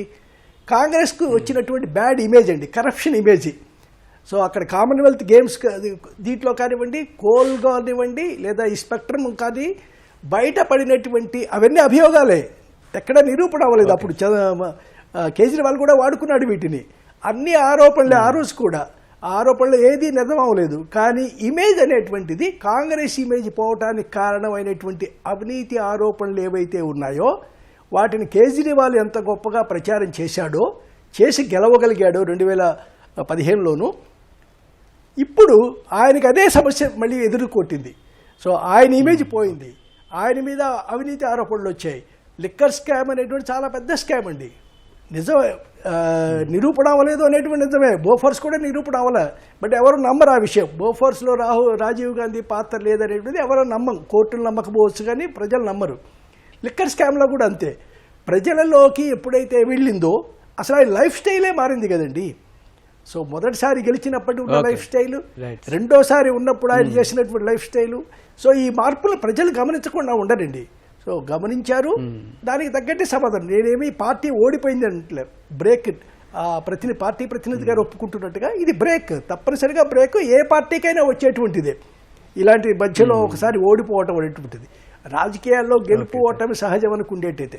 రెండోది, బీజేపీ ఒక పార్టీగా అండి గెలుపుని కానీ ఓటమిని కానీ ఆ పార్టీ అర్థం చేసుకున్న తీరులో మిగతా వాళ్ళు అర్థం చేసుకోవట్లేదండి.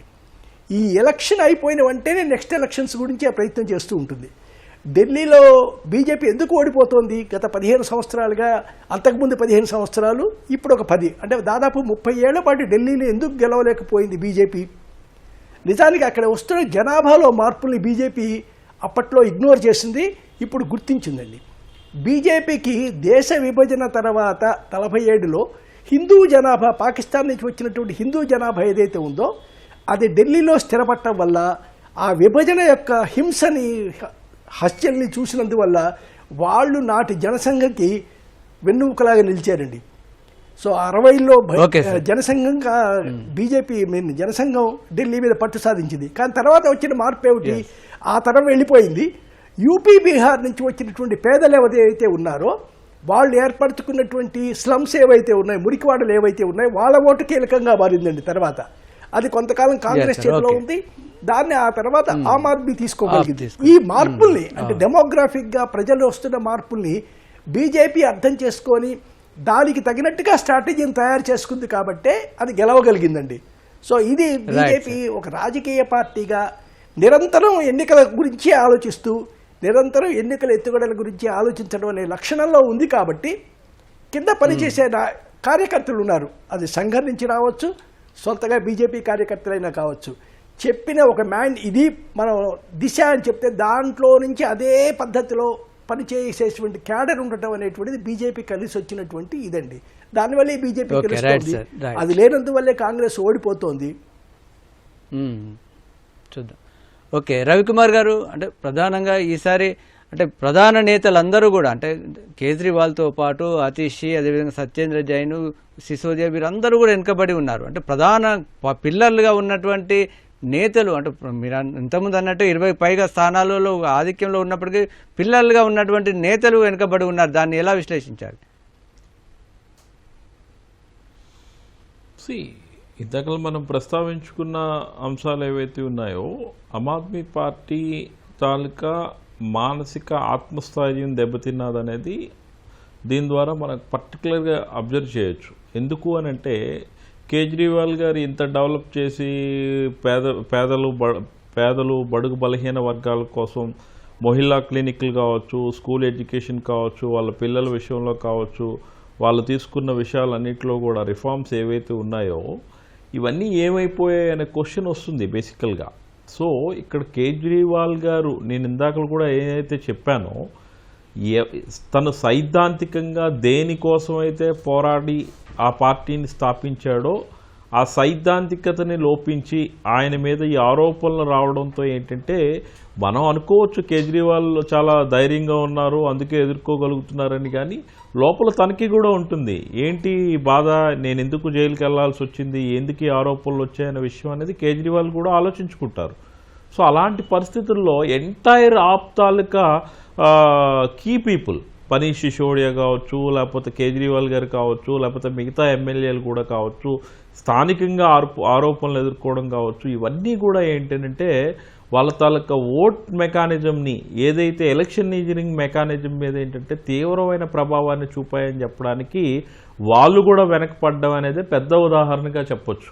అదర్వైజ్ ఈ 30 స్థానాలు 28 స్థానాల్లో లీడ్లో ఉన్న ఆమ్ ఆద్మీ పార్టీ కేజ్రీవాల్ని కూడా కోల్పోయే పరిస్థితి ఎందుకు వచ్చింది అని అంటే ఆ ఒరిజినాలిటీ మిస్ అవ్వడం. ఇప్పుడే అన్నా హజారే గారి స్టేట్మెంట్ చూసారో లేదో, ఏదైతే నాతో కలిసి అవినీతి రహిత పరిపాలన గురించి అందిస్తాను అని చెప్పి కేజ్రీవాల్ సంకల్పంతో ముందుకొచ్చాడో ఆ కేజ్రీవాల్కి అధికార దాహం ఎక్కువైపోవడం వల్ల ఈరోజు ఈ వాటం చెవి చూశాడు అనేది అన్నా హజారే గారి కామెంట్. సో గెలిచిన తర్వాత కేజ్రీవాల్ గారిలో వచ్చిన మార్పులు ఏంటి అనే విషయాలు అనేవి కూడా ప్రజలు గమనిస్తారు. అయితే ఇక్కడ మన భవానీ వరప్రసాద్ గారు చెప్పినట్టు ఏంటంటే ఏది ఎండ్ అయిపోదు, ఇది నిజంగా 20-25 స్థానాలతో రేపు కేజ్రీవాల్ గారు బీజేపీ ఈ 5 ఏళ్లలో కేంద్రంలో కూడా మేమే అధికారంలో ఉన్నాము, లెఫ్టినెంట్ జనరల్ కూడా మా ఆధీనంలోనే ఉంటాడు కాబట్టి ఢిల్లీని పూర్తి స్థాయిగా సమూలంగా మేము అభివృద్ధి చేస్తామని చెప్పి ఏదైతే బీజేపీ ఈరోజు హామీలు ఇచ్చిందో అవన్నీ 5 ఏళ్లలో నెరవేరుస్తారో లేదో కూడా మనకి తెలుస్తుంది కదా. ఈ మాటలు చెప్పడం వేరు, చేయడం వేరు. మొన్నటి వరకు ఏంటి అని అంటే మేము అధికారంలో లేము, కేంద్రంలో అధికారంలో ఉన్నా కూడా ఏంటంటే కేజ్రీవాల్ కూడా మమ్మల్ని సైద్ధాంతికంగా విభేదిస్తున్నాడు, లెఫ్టినెంట్ జనరల్తో 24 గంటలు గొడవ పడుతూ ఉన్నాడు, ఢిల్లీ మున్సిపల్ కార్పొరేషన్ కూడా మొట్టమొదటిసారి ఇందాక మన ప్రొఫెసర్ గారు చెప్పినట్టు ఢిల్లీ మున్సిపల్ కార్పొరేషన్ కూడా ఆమ్ ఆద్మీ పార్టీ పూర్తి స్థాయిలో చేజిక్కించుకున్న తర్వాత సివిక్ ఇన్ఫ్రాస్ట్రక్చర్ మీద పూర్తి స్థాయిలో దృష్టి పెట్టకపోవడం కూడా ఒక ప్రధాన కారణం. ఎందుకంటే Delhi not only other states నుండి వచ్చే స్లమ్స్లో నివసించే పేద బడుహీన బలగ వర్గాలే కాకుండా ఎడ్యుకేటెడ్, ఎంప్లాయిడ్ అండ్ ఈ ప్రిపరేషన్స్కి వెళ్ళే యంగ్స్టర్స్, యూత్ వీళ్ళందరూ కూడా చాలా ఎక్కువ స్థాయిలో ఉంటారు. వీళ్ళందరూ తాలూకా యాస్పిరేషన్స్ని కూడా కేజ్రీవాల్ మిస్ అయ్యారనేది మనకు స్పష్టంగా కనిపిస్తుంది. దానికి తోడు ఇప్పుడు న్యూఢిల్లీ నియోజకవర్గం అనేది ఆ గోలఖ్పూర మార్కెట్ ఇవన్నిటికి కూడా సంబంధించిన నియోజకవర్గం అనేది. సో అలాంటి నియోజకవర్గంలో 50-55% ఓట్ షేర్ని గతంలో చేజెక్కించుకున్న కేజ్రీవాల్ గారు క్రమంగా వెనక్కి పడుతున్నాడు, క్రమంగా ఓడిపోయే పరిస్థితి కూడా వచ్చాడు అని అంటే కొంత ఆమ్ ఆద్మీ పార్టీ తాలూకా నైతిక స్థైర్యం మీద కొంత ప్రభావం అనేది ఇది చూపిస్తుంది. బట్ ఏది ఏమైనా కూడా అరవింద్ కేజ్రీవాల్ గారు ఒక్కరే నరేంద్ర మోడీ విధానాలను తప్పుపడుతూ వచ్చారు.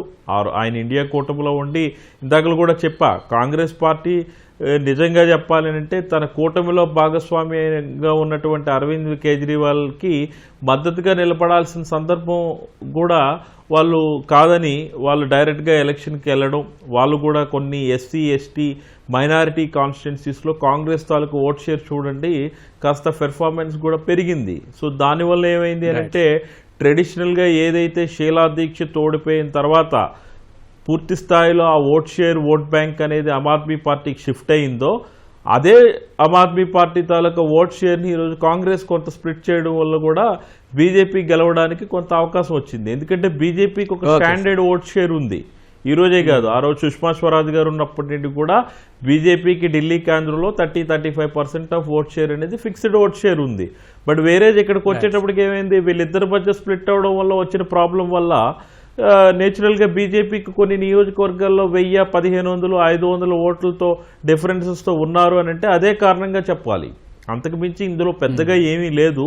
అయితే నేను ఇందాక నుండి కూడా ఒకటే చెప్తున్నాను, ఫండమెంటల్ గా నేను అబ్జర్వ్ చేసింది యాజ్ ఎక్స్పర్ట్ గా, అక్కడ వివిధ ఎగ్జిట్ పోల్ ఏజెన్సీస్ అన్ని మాతో కాంటాక్ట్ లోకి వచ్చినప్పుడు మేము స్టడీ చేసిన ఇన్పుట్స్ ప్రకారం అయితే నాకు అర్థమైనంత వరకు they have mixed the entire election. అంటే కాంగ్రెస్ తన ప్రత్యర్థి బీజేపీ అని మర్చిపోయింది. ఆమ్ ఆద్మీ పార్టీ ఏంటి అని అంటే బీజేపీ తన ప్రత్యర్థిని పోరాటంలో ఏదైతే ప్రయత్నం చేయబోతూ వచ్చిందో, కాంగ్రెస్ ఎప్పుడైతే బీజేపీ తన ప్రత్యర్థి కాదు అనే విషయం అనేది మర్చిపోయిందో, నేచురల్గా అది బీజేపీకి అడ్వాంటేజ్ అవుతుంది అనే విషయం అనేది కూడా కాంగ్రెస్కి అవగాహన ఉండాలి. కానీ కాంగ్రెస్ అవగాహన లేకన్నా ప్రయత్నించడం వల్ల వచ్చిన ఒక గుడ్ రిజల్ట్గానే చూడాలి. ఇప్పుడు మనం బీజేపీ వచ్చిందని తప్పపడడానికి లేదు. బీజేపీ అక్కడ అధికారంలో ఉండడం వల్ల లెఫ్టినెంట్ జనరల్ కూడా ఆయన అధికారాలు ఉన్న రాష్ట్రంగా ఢిల్లీ ఉంది కాబట్టి కేంద్రంలోని 5 ఏళ్లలో బీజేపీ ఎలాంటి సహాయ సహకారాలు ఢిల్లీకి అందిస్తుంది, ఎలా డెవలప్ చేస్తుంది అనేది కూడా మనం మంచిగా ఆశిద్దాం, తప్పేం లేదు. దీన్ని కేజ్రీవాల్ గారు ఏమైనా తప్పులు జరిగితే ఎలా పోరాడతారు, మళ్ళీ ఎలా బౌన్స్ అవుతారు అనేది కూడా మనకు తెలుసు. అయితే కేజ్రీవాల్ దేశవ్యాప్తంగా దీన్ని విస్తరించే ప్రయత్నం చేసిన క్రమంలో ఓడిపోయాడు అనుకుంటే, మరి పంజాబ్లో గెలిచినప్పుడు మనం సంతోషించాం కదా. కేజ్రీవాల్ గారికి ఆ ఎక్స్టర్నల్ ఆర్మ్స్ ఉన్నాయి. పంజాబ్లో గెలవగలిగిందా లేనిది మిగతా రాష్ట్రాల్లో ఎందుకు గెలవలేరు? గెలవగలరు. బట్ ఏంటంటే ఇది సమయం సందర్భం కాదు. చక్కదిద్దుకోగలిగితే మిగతా అంతా బాగానే ఉంటుంది. Yes sir, okay sir. ప్రధానంగా ఈసారి అంటే కేజ్రీవాల్ జైలుకు వెళ్ళిన తర్వాత ముఖ్యమంత్రిగా ఎవరు ఉండాలనే తర్జన భర్జన తర్వాత అతీషిని పెట్టారు. అయితే అప్పటి నుంచి ఆ పాలన పైన కూడా అంటే చివరిలో జరిగినటువంటి పాలన ప్రభావం, విధానపరమైన నిర్ణయాలు కూడా ఈ ఓటింగ్ పైన ప్రభావం చూపాయా? అంటే నేను అంటే మెయిన్గా మనకు అవతల పక్క అంతా విశ్లేషకులు ఉన్నారు, వారు పరిజ్ఞానంతో చెప్తున్నారు. అవన్నీ కూడా మా ఆమ్ ఆద్మీ పార్టీ కూడా నేను ఇన్పుట్స్ లానే తీసుకుంటాను. అన్ఫార్చునేట్లీ అక్కడ వేరే పార్టీ నుంచి ఎవరు రిప్రజెంటేటివ్ లేరు. అంటే నేను ఏదన్నా పొలిటికల్గా మాట్లాడటానికి కూడా మెయిన్గా మీరు చూస్తే ఇప్పుడు జరిగిందంతా కూడా ఒక థియేటర్ ఆఫ్ పాలిటిక్స్ లాగా జరిగింది సార్ ఢిల్లీలో అంతా కూడా. అరవింద్ కేజ్రీవాల్ పార్టీని ఇప్పుడు రవికుమార్ గారు చక్కగా చెప్పారు. కాంగ్రెస్ పార్టీ అనేది వాళ్ళకి ఎవరు ప్రధాన శత్రువు అనేది చూసుకోకుండా కాంగ్రెస్ వాళ్ళకి గెలుస్తామన్న హోపు లేదు, ఓడిపోతామన్న భయం లేదు. వాళ్ళు ఆ స్థాయికి వచ్చేసారు రాహుల్ గాంధీ నాయకత్వంలో. సో అటువంటప్పుడు ఢిల్లీలో అరవింద్ కేజ్రీవాల్ అనే వ్యక్తి తన స్టాండ్ మార్చుకోకుండా భారతీయ జనతా పార్టీ మీద గత 12 సంవత్సరాల నుంచి ఆయన పోరాడుతూ ఉన్నప్పుడు, ఇండియా కూటమిగా ఏర్పడినప్పుడు పెద్దన్న పాత్ర కాంగ్రెస్ పార్టీ కదండి పోషించింది. పెద్దన్న పాత్రగా ఉన్నప్పుడు కాంగ్రెస్ పార్టీ హర్యానా ఎలక్షన్స్ అప్పుడు కూడా మనకున్న ఆమ్ ఆద్మీ పార్టీ వాళ్ళకి ఉన్నంత సీట్లు అడిగితే వాళ్ళు అక్కడ ఇవ్వకపోవటం వల్ల అక్కడ పోటీ చేయడంలో హర్యానా కాంగ్రెస్ ఓడిపోయింది. వాళ్ళు ఇప్పుడు ఏమనుకున్నారంటే ఢిల్లీలో అరవింద్ కేజ్రీవాల్ గారిని ఓడగొడితే భవిష్యత్తులో వాళ్ళ ఓటు బ్యాంక్ వాళ్ళకు వస్తుంది, కేవలం ఓట్ బ్యాంక్ ఇంప్రూవ్ అవుతుందనే కానీ ఆ ఉద్దేశంతోనే వాళ్ళు అరవింద్ కేజ్రీవాల్ మీద వాళ్ళు ఇది పోటీ చేసింది. వాస్తవంగా అసలు వాళ్ళు పోటీ చేయాల్సింది కాదు, ఎందుకంటే నేషనల్ ఎలక్షన్స్లో ఇండియా కూటమిగా కట్టినప్పుడు రీజనల్ ఎలక్షన్స్లో కూడా వాళ్ళు ఢిల్లీని అక్కడ విత్డ్రా చేసుకుంటే బాగుండేది. అది చేయకపోవటం వల్ల ఇప్పుడు వాళ్ళు ఏదైతే ఓట్లు చీల్చడం వల్లనే ఆపు ఓడిపోయినట్టుగా కనిపిస్తుంది మనకి. అక్కడెక్కడ ప్రజల వ్యతిరేకత అటువంటి దానికన్నా కాంగ్రెస్ చీల్చటం ఒకటి. రెండవది ఇవన్నీ కూడా జరిగిపోయినాయి. ఇప్పుడు ఢిల్లీ అనేది అది ఒక కేంద్ర పాలిత ప్రాంతము, సెమీ ఇది, అక్కడ ల్యాండ్ పోలీస్ అంతా కేంద్ర ప్రభుత్వం చేతిలో ఉంటుంది. రెండవది ఇది ఒక మన కంట్రీ వచ్చేసి ఫెడరల్ స్టేట్, ఫెడరల్ ఇది ఉన్నప్పుడు కేంద్ర ప్రభుత్వం బాధ్యత కూడా ఉంటుంది కదండి. ఢిల్లీలో ఏదైతే పొల్యూషన్ వాళ్ళు చెప్తున్నారు, యమునా నది గురించి ఇవి బాగా చేశారు. కేజ్రీవాల్ ఫెయిల్ అయ్యారు, పొల్యూషన్ కంట్రోల్ చేయలేపారు, ఎయిర్ పొల్యూషన్ లేకపోతే వాటర్ పొల్యూషన్, యమునా రివర్, ఇది కేంద్ర ప్రభుత్వం ఫెయిల్యూర్ కూడా కాదండి, వాళ్ళ బాధ్యత ఉంది కదా. ఎందుకంటే పక్క రాష్ట్రాల నుంచే కదా ఎయిర్ పొల్యూట్ అవుతుంది, యమునా పొల్యూట్ అవుతుంది. అది కూడా నేరాన్ని కేజ్రీవాల్ మీద వేసి, సో వాళ్ళు చేయాల్సినవన్నీ అన్ని రకాలుగా చేయటం వలన అక్కడ ఇది తాత్కాలికంగా ఈ ఎలక్టోరల్ గేమ్లో మేము వెనకబడి ఉండొచ్చు, కానీ ఇది ప్రజలకు మేము దూరం కాలేదని చెప్తున్నాం. ఓకే వెంకటేష్ గారు, ప్రధానంగా ఇండియా కూటమి అంటే గతంలో హర్యానాలో కానీ అదేవిధంగా ఇప్పుడు ఢిల్లీలో కానీ వేర్వేరుగా పోటీ చేసిన సందర్భాల్లో దెబ్బతింది. అదేవిధంగా జార్ఖండ్లో, జమ్మూ కాశ్మీర్లో కలిసి పనిచేసిన చోట ఒక సక్సెస్ అయ్యారు. అంటే వీటిని బట్టి ఇటు ఇండియా కూటమి జాతీయ స్థాయిలో ఇండియా కూటమి నేర్చుకోవాల్సిన పాఠాలు, అదేవిధంగా భవిష్యత్తులో అనుసరించాల్సిన ప్రణాళిక ఎలా విశ్లేషించవచ్చు సార్? మనకు జార్ఖండ్, జమ్మూ కాశ్మీర్ ఎన్నికల ఫలితాలను పరిశీలించినప్పుడు అక్కడ ఉన్నటువంటి స్థానిక రాజకీయ పార్టీలు, ప్రాంతీయ పార్టీలతో కాంగ్రెస్ పార్టీ ఇచ్చినటువంటి ఎలక్షన్ మేనిఫెస్టో ఏదైతే ఉందో దాంతో వాళ్ళకు ఒక కన్సెన్సస్ ఏకాభిప్రాయం అనేటువంటిది ఉంది. మరి ముఖ్యంగా వచ్చేసి రాజ్యాంగ పరిరక్షణ, సామాజిక న్యాయము, తర్వాత కుల గణాంకాల సేకరణ వంటి వాటిపైన. అయితే ఆమ్ ఆద్మీ పార్టీ హర్యానాలో కానీ ఇక్కడ మనం ఢిల్లీలో చూసినప్పుడు ఆ అంశాలకు సంబంధించిన స్పష్టత అనేటువంటిది కొంత కొరబడుతుంది. ఈ ఇండియా బ్లాక్ అనేటువంటిది కూడా ఫ్రాగ్మెంట్ అవ్వకపోవడానికి కూడా క్రమంగా మనకు కనపడుతున్నటువంటి విషయాలు. అది ఒక పక్క పశ్చిమ బెంగాల్ ముఖ్యమంత్రి కావచ్చు, ఇక్కడ ఆమ్ ఆద్మీ పార్టీ కానీ కావచ్చు, కాంగ్రెస్ పార్టీ పైన ఉన్నటువంటి మేనిఫెస్టో ఏదైతే ఉందో దానిపైన కన్సెన్సస్ అనేటువంటిది ఏర్పడకపోవడం. అదే ఇప్పుడు ఢిల్లీలో ఉన్నటువంటి మేనిఫెస్టో, కాంగ్రెస్ పార్టీ మేనిఫెస్టో, అది పూర్తిగా ఉపయోగపడకపోవచ్చు. అయితే ఈ ఆమ్ ఆద్మీ పార్టీ తీసుకొచ్చినటువంటి సంక్షేమ కార్యక్రమాలకు వచ్చేసి కాంగ్రెస్ పార్టీ దూరంగా ఏం లేదు. అట్లాగే భారతీయ జనతా పార్టీ తాను కూడా అర్థం చేసుకున్నది ఏంటంటే 2024 ఎన్నికల తర్వాత దక్షిణ భారతదేశం నుండి ఎన్డీఏ కూటమిలో ఉన్నటువంటి వాళ్ళు 49 లోక్సభ సీట్లలో గెలిచారు కాబట్టి ఆ దక్షిణ భారతదేశంలో ప్రాంతీయ పార్టీలు కానీ ఇక్కడ ఉన్నటువంటి పార్టీలు కానీ లేదంటే కూటమి కానీ గెలవాలని అనుకుంటే సంక్షేమ కార్యక్రమాలు అనేటువంటి చాలా ముఖ్యం కాబట్టి ఆ విషయాన్ని వచ్చేసి హర్యానాలో, ఢిల్లీలో, అట్లా మహారాష్ట్రలో ప్రయోగించడం అనేటువంటిది ఆ స్ట్రాటజీ వల్ల, ఎత్తుగడ వల్ల భారతీయ జనతా పార్టీ చాలా పెద్ద ఎత్తున ప్రయోజనం పొందుతూ ఉంది. అయితే కాంగ్రెస్ పార్టీ, ఆమ్ ఆద్మీ పార్టీ భవిష్యత్తు రాజకీయాల దృష్ట్యా ఈ దేశ రాజకీయాల్లో వచ్చేసి కేవలం ఒక పార్టీ చేతిలోనే ఉండాలనా, లేదంటే బహుముఖ్యమైనటువంటి రాజకీయ పార్టీల చేతిలో ఉండాలనా, భిన్నమైనటువంటి ఎజెండా ఉండాలనా అనేటువంటి విషయాలను ఇంకా చాలా స్పష్టంగా వాళ్ళు నిర్వచించుకోలేకపోయారు. అందుకని ఇప్పుడు మనం కేరళలో వచ్చినప్పుడు కమ్యూనిస్టులు, కాంగ్రెస్ వాళ్ళు మళ్ళీ పోటీలో ఉంటారు. ఇండియా బ్లాక్ వచ్చే నాటికదా మళ్ళీ వాళ్ళందరూ కూడా భాగస్వాములు అవుతారు. ఈ వైరుధ్యాలు అనేటువంటి వైరుధ్యపూరితమైనటువంటి రాజకీయాలతో కాంగ్రెస్ పార్టీ ఏ విధంగా ముందుకెళ్తుంది, మనుగడ సాగిస్తుంది అనేటువంటిది ఒక ప్రశ్నార్థకమైతే, ఈ మెట్రోపాలిటన్ ఎఫెక్ట్ తర్వాత కొంత బాగా అభివృద్ధి చెందినటువంటి హర్యానా లాంటి రాష్ట్రంలో కానీ, గుజరాత్ లాంటి రాష్ట్రంలో కానీ Congress party manifesto, election manifesto ఎంతవరకు ఉపయోగపడుతుంది అనేటువంటిది కొంచెం ప్రశ్నార్థకంగా ఉంది. అట్లాగే మనం మహారాష్ట్ర ఎన్నికల్లో చూసినప్పుడు కూడా మహారాష్ట్రలో పార్లమెంట్ ఎన్నికలలో కాంగ్రెస్ పార్టీ తన కూటమికి వచ్చేసి మంచి గణనీయమైనటువంటి ఫలితాలు సాధించినప్పటికీ అదే ఎలక్షన్ మేనిఫెస్టోతో పోటీ చేసినటువంటి ఇండియా కూటమికి వచ్చేసి అందులో ఎదురుదెబ్బ తగిలింది. అంటే దీని యొక్క దానిలో అర్థమవుతున్నటువంటి విషయం ఏంటంటే ఢిల్లీ ప్రజలు కూడా ఇవాళ ఢిల్లీలో డబుల్ ఇంజన్ సర్కార్ లాంటిది ఒకటి ఉండగలిగితే ఇక్కడ ఉన్నటువంటి సమస్యలకు ఏమైనా ఒక పరిష్కారం అనేటువంటి కనుగొనగలమేమో అనేటువంటి అభిప్రాయం కూడా వచ్చినట్లు ఉందండి. ఒకటేమో ఇప్పుడు పొల్యూషన్ అనేటువంటి చాలా తీవ్రమైనటువంటి విషయము, తాగునీటి అనేటువంటి తీవ్రమైనటువంటి విషయము, నిరుద్యోగ సమస్య అనేటువంటి తీవ్రమైనటువంటి విషయము. ఉత్తర భారతదేశంలో భారతీయ జనతా పార్టీ 2024 ఎన్నికల్లో ఓటమికి చాలా ప్రధానమైన కారణము నిరుద్యోగ సమస్య. మళ్ళీ నిరుద్యోగ సమస్యని ఇవాళ మూడవసారి కేంద్రంలో అధికారంలోకి వచ్చినటువంటి భారతీయ జనతా పార్టీ పరిష్కరించేటువంటి ప్రయత్నం ఏమన్నా చేస్తుందా అనేటువంటి ఒక ఆశ మళ్ళీ ఢిల్లీ ప్రజానికంలో కలిగినట్లు మనకు కనపడతా ఉంది. అయితే సాధారణ ప్రజానికంలో ఢిల్లీ స్లమ్ముల్లో ఉన్నటువంటి నిరుపేదలు కానీ, లేదంటే ఆమ్ ఆద్మీ పార్టీ వల్ల సంక్షేమ కార్యక్రమాల వల్ల ప్రయోజనం పొందినటువంటి వాళ్ళు ఎవరైతే ఉన్నారో వాళ్ళలో పెద్దగా ఆమ్ ఆద్మీ పార్టీ నుండి ఓట్ డివియేషన్ అనేటువంటి పెద్దగా జరగలేదు. మనకు బీజేపీకి ఆమ్ ఆద్మీ పార్టీకి ఉన్నటువంటి ఓట్ పర్సెంటేజ్ డిఫరెన్స్ ఎంత ఉంది? కేవలం 5% మట్టుకే ఉంది. అంటే ఈ 5% అనేటువంటిది ఈ మిడిల్ క్లాస్ నుంచి వచ్చినటువంటి ఓట్ బ్యాంకే కానీ నిరుపేదలైనటువంటి జనంలో వచ్చేసి ఆమ్ ఆద్మీ పార్టీకి అంత పెద్ద ఎత్తున అది డివేట్ అయిపోయిందంటే మటుకు మనకు ఎవిడెన్స్ అంత స్పష్టంగా తెలియజేయట్లేదు. అయితే భవిష్యత్తు రాజకీయాలకు ఒకటి ఆమ్ ఆద్మీ పార్టీ కానీ లేదంటే కాంగ్రెస్ పార్టీ కానీ మరొకసారి పునరాలోచించి సంక్షేమ ఎజెండాను, రాజ్యాంగ పరిరక్షణ, సామాజిక న్యాయాన్ని ఏకీభవించి ఎజెండాను ముందుకు తీసుకొస్తారా, లేకపోతే ఇదే విధంగా ఒకరికొకరు సంబంధం లేకుండా రాజకీయాలను కొనసాగిస్తారనేటువంటిది అది ప్రశ్నార్థకంగా ఉంటుందండి. ఓకే, ఇప్పుడు జంగ్పురాలో ఆప్ కీలక నేత మనోజ్ సిసోదియా ఓటమి పాలయ్యారు. ఆయన పైన బీజేపీ అభ్యర్థి తర్వీందర్ సింగ్ విజయం సాధించారు. ఓకే శ్రీనివాసరావు గారు, అంటే సాధారణంగా మనకు భారతదేశంలో ఒక చర్చ ఉంది రాజకీయాల్లో, ఒకసారి జైలుకు వెళ్ళి వస్తే వాళ్ళకు ఒక సానుభూతి వస్తుంది, ఆ సానుభూతితో మళ్ళీ విజయం సాధిస్తారనేది ఒక చర్చ. ఇప్పుడు మనీష్ సిసోదియా ఓడిపోయారు, కేజ్రీవాల్ వెనుకంజలో కనిపిస్తున్నారు. ఈ జైలు, సానుభూతి ఇవన్నీ కూడా ఎందుకు పనిచేయలేదు అక్కడ?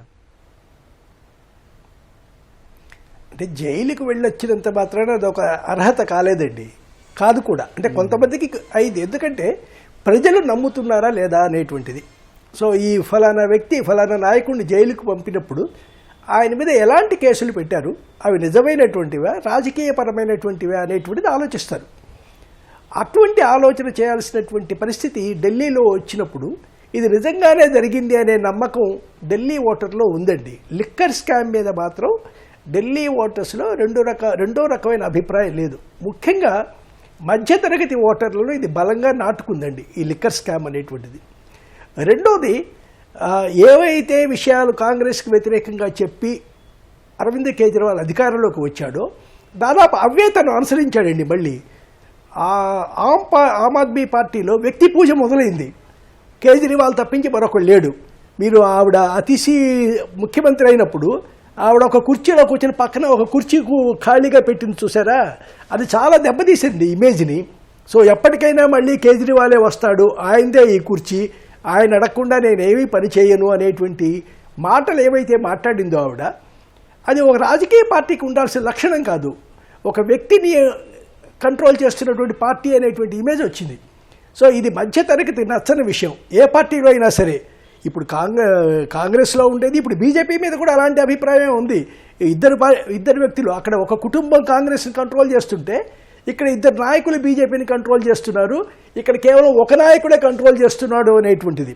సో ఈ అభిప్రాయాన్ని మధ్యతరగతి తీసుకుంది అంటే ఏ పార్టీకైనా ఇబ్బందే. మధ్యతరగతి ఆలోచన విధానానికి తగినట్టుగా పార్టీలు నడపడంలో ఆమ్ ఆద్మీ ఫెయిల్ అయిందండి. ఇక కాంగ్రెస్ ఆమ్ ఆద్మీ ఎందుకు కలవలేకపోయారనేది పెద్ద ప్రశ్న అండి. ఇక్కడే కాదు, ఎక్కడైనా సరే మేమంతా బీజేపీని గద్దెదించడమే మా లక్ష్యం, నరేంద్ర మోడీ ఇంటికి పంపించడమే మా లక్ష్యం అనే ఒక భారీ లక్ష్యం పెట్టుకున్నటువంటి ఈ ప్రతిపక్షాలన్నీ కూడా ఎన్నికల దగ్గరకు వచ్చేసరికి ఎందుకు విభేదిస్తున్నాయి, ఎందుకు వెళ్ళిపోతున్నాయి. కేరళలో కాంగ్రెస్తో పోటీ చేస్తారు, పశ్చిమ తీరంలో, తూర్పు తీరంలో రాగానే కాంగ్రెస్ వామపక్షాలు ఏకమవుతారు. ఈ వైవిధ్యాన్ని జనం చూడరా? ఏమిటి పార్టీలు చేస్తున్నటువంటి పని ఏమిటి? వీటికి బీజేపీ హటావో, గతంలో ప్రతిపక్షాలు ఇందిరా హటావో నినాదం చేసి ఎలా దెబ్బతిన్నాయో, ఇప్పుడు మోడీ హటావో, బీజేపీ హటావో అనేటువంటి నినాదాలతో ప్రతిపక్షాలు కూడా దెబ్బతింటున్నాయండి. ఎప్పుడైతే గెలుస్తామనేటువంటి అవకాశం కనిపిస్తుందో అప్పుడు నాయకులు పోట్లాడుకుంటున్నారు, నాకు కావాలంటే నాకు కావాలి నాయకత్వం అని. అసలు గెలుద్దాం ముందనేటువంటి ప్రయత్నం లేనటువంటి పరిస్థితిలో ఉన్న ప్రతిపక్షాలని ప్రజలు ఎందుకు గెలిపించాలి? ఎవడొస్తాడో ఎవడు నడిపిస్తాడో తెలియనటువంటి పరిస్థితి స్వయంగా సృష్టించుకొని బీజేపీ చేతిలో అధికారం పెట్టింది ఇప్పుడు ఆప్. సో 13 ఓట్ల శాతం ఎక్కువ ఉన్నటువంటి ఆప్ కాస్త 8% ఓట్లని కనీసం కోల్పోయింది. కాంగ్రెస్ కోల్పోయిన రెండు కలిపితే 10% ఓట్లని కోల్పోవడానికి కారణం అది రాజకీయంగా దానికి వచ్చినటువంటి ఇబ్బందులు, కరప్షన్ ఇమేజ్. సో ఇది పోగొట్టుకుంటే మళ్ళీ రేపు అరవింద్ కేజ్రీవాల్ ఇంట్లో కూర్చుంటాడని ఎవరు అనుకోరు, వీధుల్లోనే ఉంటాడు, యుద్ధం చేస్తాడు. ఒక రాజకీయ నాయకుడిగా చేయాల్సిన పోరాటం ఏదైతే ఉంటుందో అది కేజ్రీవాల్ చేయాలి, ఆమ్ ఆద్మీ పార్టీ కూడా ప్రదర్శించాలి.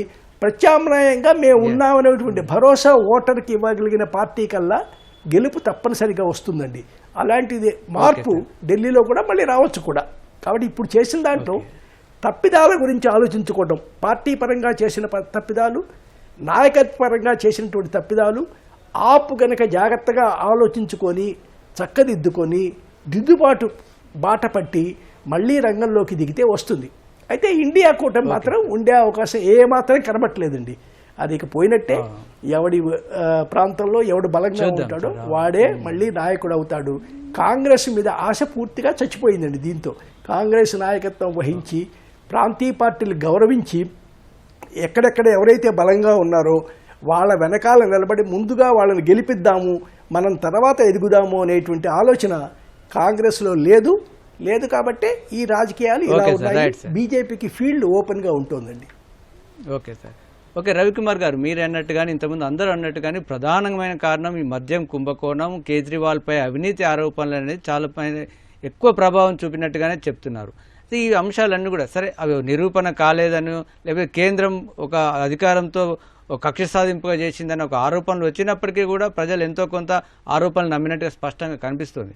కాబట్టి వీటన్నిటిని బట్టి దేశవ్యాప్తంగా రాజకీయ నేతలు అవినీతి ఆరోపణలు, అవినీతికి సంబంధించిన అంశాలను ఏ విధంగా చూడాల్సి ఉంటుంది? దేశంలో రాజకీయ అవినీతి ప్రజలు ఏ విధంగా స్వీకరిస్తున్నారు? దీనికి ఎలాంటి సంకేతం అంటారు సార్? సార్, ఆరోపణల మీద కేజ్రీవాల్ ఒక్కరే జైలుకి వెళ్ళలేదండి. దేశంలో చాలామంది నేతలు జైలుకి వెళ్ళారు.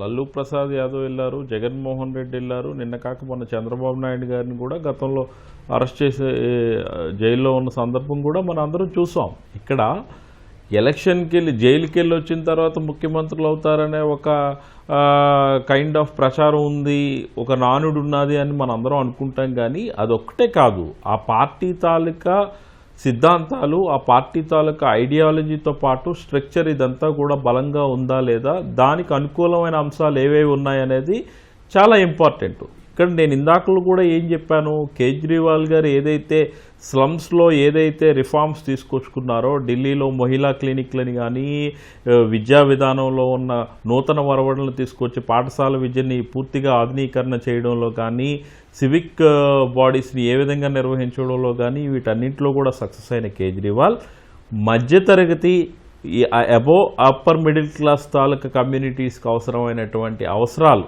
సివిక్ ఇన్ఫ్రాస్ట్రక్చర్, ఢిల్లీ అనేది చాలా థిక్ పాపులేటెడ్ సెంట్రిక్ సిటీ, అది దేశానికి ముఖద్వారం. అది కాకుండా ఏంటంటే నిత్యం ఏదో ఒక విధంగా కార్యక్రమాలు జరుగుతూనే ఉంటాయి ఢిల్లీలో. అలాంటి ఢిల్లీలో సివిక్ ఇన్ఫ్రాస్ట్రక్చర్ మీద చాలా స్ట్రెస్ పడుతుంది.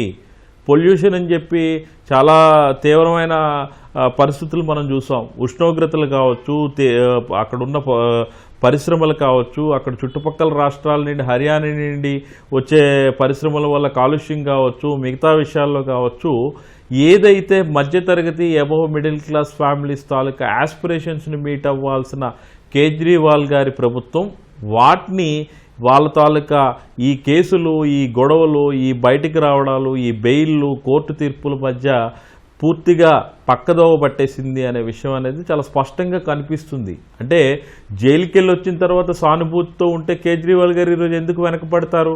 వెనకపడమే కాదు, ఏదైతే అన్ని రాష్ట్రాలకి ఇది వర్తిస్తుంది.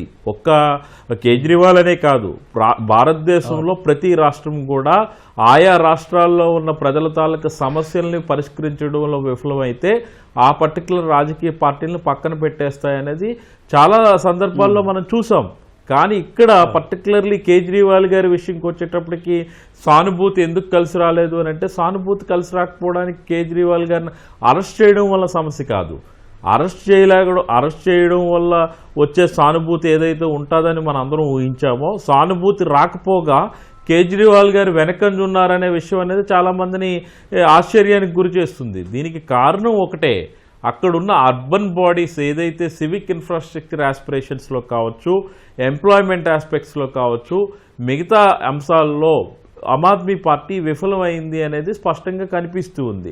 సో అలాంటి పరిస్థితుల్లో నేచురల్గా తనకి సానుభూతి అనేది ఏ విధంగా కలిసి వస్తుంది? కలిసి రాలేదు. సో ఇది చాలా స్పష్టంగా మనకి ఎలక్షన్ ఏం డిఫైన్ చేస్తుంది అని అంటే, ఎలక్షన్ జైలుకి వెళ్ళి వచ్చిన ప్రతి ఒక్క వ్యక్తి కూడా గెలుస్తాడు, సానుభూతి ఉంటుంది అనేది కరెక్ట్ కాదు. ఇది వేరే జగన్మోహన్ రెడ్డి గారు జైలుకి వెళ్ళి వచ్చిన తర్వాత ముఖ్యమంత్రి అయ్యాడు అని అంటే, జగన్మోహన్ రెడ్డి జైలుకి వెళ్ళి వచ్చిన తర్వాత ముఖ్యమంత్రి అయ్యాడు ఎలా అంటే, ఆయన అప్పటి వరకు పరిపాలన చేయలా, ఆయన ఒకసారి చూడాలనుకున్నారు, చేశారు. బట్ చంద్రబాబు నాయుడు గారు జైలుకి వెళ్ళి వచ్చిన తర్వాత ముఖ్యమంత్రి అయ్యారంటే, చంద్రబాబు నాయుడు 14 సంవత్సరాలు ముఖ్యమంత్రిగా చేసి ఈ రాష్ట్రాన్ని నేను అభివృద్ధి బాటలో ప్రయాణింపజేశాను, అభివృద్ధి అనే విషయంలోకి చంద్రబాబు ఒక బ్రాండ్ అంబాసిడర్ అనే ఒక నినాదాన్ని ప్రజల్లోకి బలంగా తీసుకెళ్లిన తర్వాత, 5 ఏళ్ళు జగన్మోహన్ రెడ్డి గారి పరిపాలన చూసిన తర్వాత వద్దనుకున్న తర్వాత నేచురల్గా చంద్రబాబు గారు ఇక్కడ లీడర్ కాబట్టి చంద్రబాబు నాయుడు గారు ముఖ్యమంత్రి అయ్యారు. వేరే ఢిల్లీకి వచ్చేటప్పటికి అది లేదు. కేజ్రీవాల్ గారికి అలాంటి యాంటిసిడెంట్స్ ఏం లేవు. కేజ్రీవాల్ ఏమీ ఒక క్రిమినల్ కాదు, ఆర్థిక కుంభకోణాల వ్యక్తి కాదు. కేజ్రీవాల్ వారి మీద వచ్చింది ఏంటంటే ఒక లిక్కర్ ఆరోపణలు. ఆ ఆరోపణల మీద ఆయన జైల్లో తీసుకుపోయారు, జైల్లో వేశారు. ఆ పార్టీని 2 సంవత్సరాల పాటు వాళ్ళ కార్యక్రమాలన్నింటినీ పూర్తిగా స్తంభింపజేసి, మానసికంగా నైతిక స్థైర్యాన్ని దెబ్బతీసి, ఆమ్ ఆద్మీ పార్టీ కార్యకర్తలు కూడా కేజ్రీవాల్ గారి ఏంటి భవిష్యత్ అనే పరిస్థితి తీసుకురావడం వల్ల, కాంగ్రెస్ విధానాలలో లోపాలు ఉండడం వల్ల ఈ ఎలక్షన్ అనేది బీజేపీకి విజయం సాధించి పెట్టింది తప్ప ఇంకోటి కాదనేది చాలా స్పష్టంగా చెప్పవచ్చు. ఓకే సార్, ఇప్పుడు చూస్తున్నట్లయితే దాదాపు అంటే జాతీయ రాజకీయాల మొత్తం మీద ఈసారి ప్రభావం ఏమిటంటే అది ముఖ్యంగా చూసినట్టయితే ఇప్పటివరకు జరిగిన విశ్లేషణ అందరూ కూడా మీరు చెప్పింది ఏంటంటే కాంగ్రెస్ పార్టీ చీల్చిందనో లేక బీజేపీ ఒత్తిడి వల్ల రకరకాల ప్రచారం చేయడం వల్ల ఆపు ఓడిపోయింది అంటున్నారు. కానీ చాలామంది చెప్తున్నది సంస్థాగతమైనటువంటి లోపాలు, అదేవిధంగా పాలనలో ఒక సైద్ధాంతికపరమైన అంశాలను విస్మరించడం వల్ల ఒక లోపం జరిగింది అంటున్నారు. కాబట్టి వీటన్నింటి నేపథ్యంలో ఈ ఫలితాలను బట్టి ఆప్ నేర్చుకోవాల్సినటువంటి అంశాలు ఏంటి? అంటే ఒక విషయం, ఇప్పుడు ఎక్కడ ఉన్న విశ్లేషకులు ఎవరు కూడా ఆమ్ ఆద్మీ పార్టీ నాకు అర్థమైనంత వరకు ఫెయిల్ అయిందని ఎక్కడా చెప్పలేదు. అంటే ఇది ఒక విధంగా ఢిల్లీ అనేది ప్యూర్లీ ఎవ్రీబడి కెన్ అండర్స్టాండ్, అది ఒక సెమీ స్టేట్ అండి, అది కంప్లీట్ స్టేట్ కూడా కాదు. అండ్ ఒక మన ఇది గ్రేటర్ హైదరాబాద్ కన్నా ఇంకొంచెం పెద్ద ఏరియా అంతే జాగ్రఫికల్గా. అక్కడ ఉండే పీపుల్ కూడా రెండోది అంతా మైగ్రేట్ అయిన వాళ్ళే ఉంటారు ఢిల్లీ. అది ఒక పెక్యులర్గా ఉండేది నగరం. ఆ నగరంలో దాన్ని డెవలప్మెంట్ ఇందాక అన్నారు కదా, షీలా దీక్షిత్ గారి టైంలో ఫ్లైఓవర్స్ వచ్చినాయి డెవలప్మెంట్, ఆ తర్వాత మళ్ళీ ఇంతవరకు ఆగిపోయిందంటే షీలా దీక్షిత్ గారి టైంలో వాళ్ళకి యూపీఏ గవర్నమెంట్ ఉండేది. సో వారికి రెండు ప్రభుత్వాలు ఒకటి ఉండటం, రెండవది ఈ తర్వాత అరవింద్ కేజ్రీవాల్ గారు ఒక కొత్త పార్టీ ఒకటి ఆవిష్కరించి వీరు బీజేపీకి ఆల్టర్నేటివ్గా ఆయన మొదటి నుంచి స్టాండ్ తీసుకోవటం వలన ఈ బీజేపీ వాళ్ళు కూడా వీళ్ళు దేశమంతా మనము కాంగ్రెస్ని వీక్ చేశాము, కానీ ఢిల్లీలో మనం అరవింద్ కేజ్రీవాల్ని ఎలాగైనా సరే మనం అంటే రేపు వారికి ఆల్టర్నేటివ్గా అరవింద్ కేజ్రీవాల్ ప్రత్యామ్నాయంగా ఎదుగుతున్నారన్న ఉద్దేశంతో వారు ఈ గత పర్టికులర్గా ఈ సెకండ్ టర్మ్ మాకు ఆమ్ ఆద్మీ పార్టీ వచ్చినప్పుడు వాళ్ళు ఏ విధంగా కూడా మనం ఆ ఫెడరల్ స్పిరిట్ అసలు వాళ్ళకి లేదు. వాళ్ళు కావాలని ఏ రకంగా కూడా, ఎందుకంటే పక్కన జాగ్రఫికల్గా ఉండే ఏరియాని కానీ లేదా వేరే ఏ రకంగా ఇన్ఫ్రాస్ట్రక్చర్ డెవలప్మెంట్ వాళ్ళ హెల్ప్ కావాల్సి ఉంటుంది. మేము ఒక స్కూల్ కొత్తది పెట్టాలన్నా ల్యాండ్ వాళ్ళ చేతిలో ఉంటుందండి, పోలీస్ వాళ్ళ చేతిలో ఉంది. సో ఒక విధంగా చెప్పాలంటే ఢిల్లీ అనేది ఒక మహానగరానికి అవన్నీ కారణాలు కావచ్చు. అయితే పార్టీలో అంతర్గతంగా సంస్థాగతంగా జరగాల్సినటువంటి మార్పులు ఏమైనా ఉన్నాయా? సంస్థాగతంగా మార్పులు అంటే ఒకటి, అరవింద్ కేజ్రీవాల్ మీద వ్యతిరేకత అయితే లేదండి. అక్కడ గ్రౌండ్లో నాకు తెలిసింది కూడా అప్పటికి మేము మార్చాము. చాలామంది ఎమ్మెల్యేలు కార్పొరేటర్ స్థాయిలో వాళ్ళ మీద కొంత వ్యతిరేకత ఉన్నమాట వాస్తవం. అది గ్రౌండ్ లెవెల్లో over a period of time వాళ్ళని మేము వీలైనంత వరకు మార్చాము. ఇంకా కొన్ని చోట్ల మేము మా దృష్టిలో కూడా లేకపోయి ఉండవచ్చు. సో ఆబ్వియస్లీ గెలిపోవటంలో మనం కూడా కొన్ని నేర్చుకుంటాము. అంటే ఇది అరవింద్ కేజ్రీవాల్ గారు ఆయన ఏదో స్వయంకృత అపరాధంగా చేసో లేకపోతే ఆమ్ ఆద్మీ పార్టీ ప్రజల్ని మెప్పించలేక అయినటువంటి పరిస్థితి అయితే అక్కడ ఏం కనపట్ల. ఓటర్ శాతం మీకు పోలింగ్ శాతంలో 3-4% ఓట్లు తేడా ఉంది. సీట్లకు వచ్చేసరికి మనకు అట్లా 40-20 లాగా కనిపిస్తుంది. కానీ అంటే ఓవరాల్గా ఏ ఓటు బ్యాంక్ అయితే అరవింద్ కేజ్రీవాల్తో ఉందో అది ఉన్నదండి. ఎవరైతే అరవింద్ కేజ్రీవాల్ ద్వారా దిగువ మధ్యతరగతి ఆయన ఒక విప్లవాత్మక ఒక రెవల్యూషనరీ చేంజెస్ తీసుకొచ్చారు కదండి. ఎడ్యుకేషన్ కానీ వైద్యంలో కానీ ఇప్పుడు మన మామూలు మధ్యతరగతి కుటుంబాలు మన ఏ రాష్ట్రంలో కూడా ఎవరు పట్టించుకోవట్లేదు, విద్యను పట్టించుకోవట్లేదు, వైద్యం పట్టించుకోవట్లేదు. మీరు చూస్తే ఒక విధంగా ఇది ఒక నూతన రాజకీయ వరవడి. మీరు చూడండి, ఒక మనిషికి విద్య వైద్యం ఇస్తే ఒక పౌరుడికి అతను ఏదైనా సాధించగలుగుతాడు జీవితంలో. కానీ మన మిగతా ప్రభుత్వాలు ఇవి రెండు ఇవ్వవు, మిగతా అన్ని ఫ్రీగా ఇస్తాయి, ఇవి రెండు మాత్రం కొనుక్కుంటాడు. అంటే ఒక వైద్యం కోసం ఆస్తులు అమ్ముకోవాల్సి వస్తుంది, విద్య కోసం ఆస్తులు అమ్ముకుంటున్నారు. ఇవి రెండు అరవింద్ కేజ్రీవాల్ గమనించి ఒక కొత్త తరానికి ఆయన ఇచ్చారు. మీకు ఈ రోజున తాత్కాలికంగా ఇది గవర్నమెంట్ మారిపోతుంది కానీ బట్ ఢిల్లీ ప్రజలైనా సరే వాళ్ళు తెలుసుకుంటారు. ఇప్పుడు జరుగుతుంది ఏంటంటే ఏ వర్గాలైతే అక్కడ కొంచెం ఆర్థికంగా జీతభత్యాల మీద ఆధారపడుతున్న వారు ఉన్నారో వారికి ఈ బడ్జెట్ వాళ్ళు ఖచ్చితంగా ఈ బడ్జెట్ వారికి ఉపయోగపడిందండి. దీన్ని మనం చూస్తుంటే ఆ 4-5% ఓటు అది ఎవరైతే శాలరీడ్ క్లాస్ ఉన్నారో వాళ్ళకి ఒక 8 పే కమిషన్ ఒకటి అనౌన్స్ చేయటము, ఈ 12 lakhs వరకు ఆ ఇన్కమ్ ట్యాక్స్ స్లాబ్లు ఎగ్జంప్షన్ ఇవ్వటము, ఇది క్లియర్గా ఒకటి ఉపయోగపడుతుంది. అంతేగాని ఆయన మీద వాళ్ళు పెట్టిన డెంట్ ప్రజలు నమ్మారని నేను అనుకోవటం లేదు. ఇక మిగతాది ఏదైతే ఫెడరల్ స్ఫూర్తితో వాళ్ళు చేయాలో ఆ పొల్యూషన్ కంట్రోల్ కానీ లేదా యమునా రివర్ కానీ అవి వాళ్ళు చేయకపోగా దొంగ డ్రామాలు ఆడటం, నేను అక్కడ మునుగుతాను యోగి వచ్చి నేను ఇక్కడ కూడా నువ్వు మునుగుతావా అని, అంటే ఇక్కడున్న స్కూల్ నువ్వు అక్కడ కట్టమని కేజ్రీవాల్ గారు కూడా వారిని కౌంటర్ చేయటం జరిగింది. అంటే అక్కడ జరిగింది ఏంటంటే ఓవరాల్గా it's not a failure of Aam Aadmi Party or idealism of Aam Aadmi Party. ఈసారికి అలా జరిగిపోయింది అంతే. ఓకే వెంకటేష్ గారు, మొత్తం మీద బీజేపీ అధికారంలోకి రావడం ఖాయం అయిపోయింది. అయితే ఇప్పటివరకు అంటే ఎన్నికల ప్రచారంలో సీఎం అభ్యర్థిని ప్రకటించలేదు. కాబట్టి ఒక కేజ్రీవాల్ స్థాయిలో, కేజ్రీవాల్ ఇమేజ్కి తగిన విషయంలో ఆ విధంగా అంటే బీజేపీ సీఎం అభ్యర్థిని, సీఎంను ఎంపిక విషయంలో ఏ విధంగా వ్యవహరించే అవకాశం ఉంది? సీఎం రేస్లో ఎవరెవరు కనిపిస్తున్నారు సార్? భారతీయ జనతా పార్టీకి చాలా స్పష్టమైనటువంటి మెజారిటీ వచ్చింది కాబట్టి ప్రభుత్వాన్ని ఏర్పాటు చేయడం అనేటువంటిది అది ఇన్ఎవిటబుల్ గా జరిగిపోయేటటువంటిది. అయితే చాలా రాష్ట్రాల్లో భారతీయ జనతా పార్టీకి ఉన్నటువంటి స్ట్రాటజీ ఏంటంటే ఎన్నికలు అయిపోయేంత వరకు కూడా సీఎం అభ్యర్థిని ప్రకటించకుండా వాళ్ళలో ఉన్నటువంటి అంతర్గత కలహాలను వచ్చేసి ఒక తాత్కాలికంగా దాన్ని పక్కన పెట్టడానికి వచ్చేసి ఆ విధంగా చేయడం అనేది జరుగుతుంది. మనం ఇప్పుడు ఒడిశా ఎలక్షన్స్ లో అయినా కానీ, లేకపోతే మహారాష్ట్ర ఎన్నికల్లో అయినా కూడా, ఇవాళ ఢిల్లీ ఎన్నికల్లో కూడా అదే విధంగా జరుగుతూ ఉంది. అయితే ఇది ఒకటి, భారతీయ జనతా పార్టీ ఇప్పుడు ఢిల్లీలో ఉన్నటువంటి ఎమ్మెల్యేలు, ఎన్నికైనటువంటి ప్రజాప్రతినిధులతో నిజంగా చర్చలు జరపడం అనేటువంటి అంతర్గతంగా వాళ్ళకు ఉన్నటువంటి స్ట్రాటజీ అయితే ఇది. చివరిగా అది నిర్ణయించబోయేటటువంటి వచ్చేసి కేంద్ర స్థాయిలో నిర్ణయమైనటువంటి జరుగుతుంది.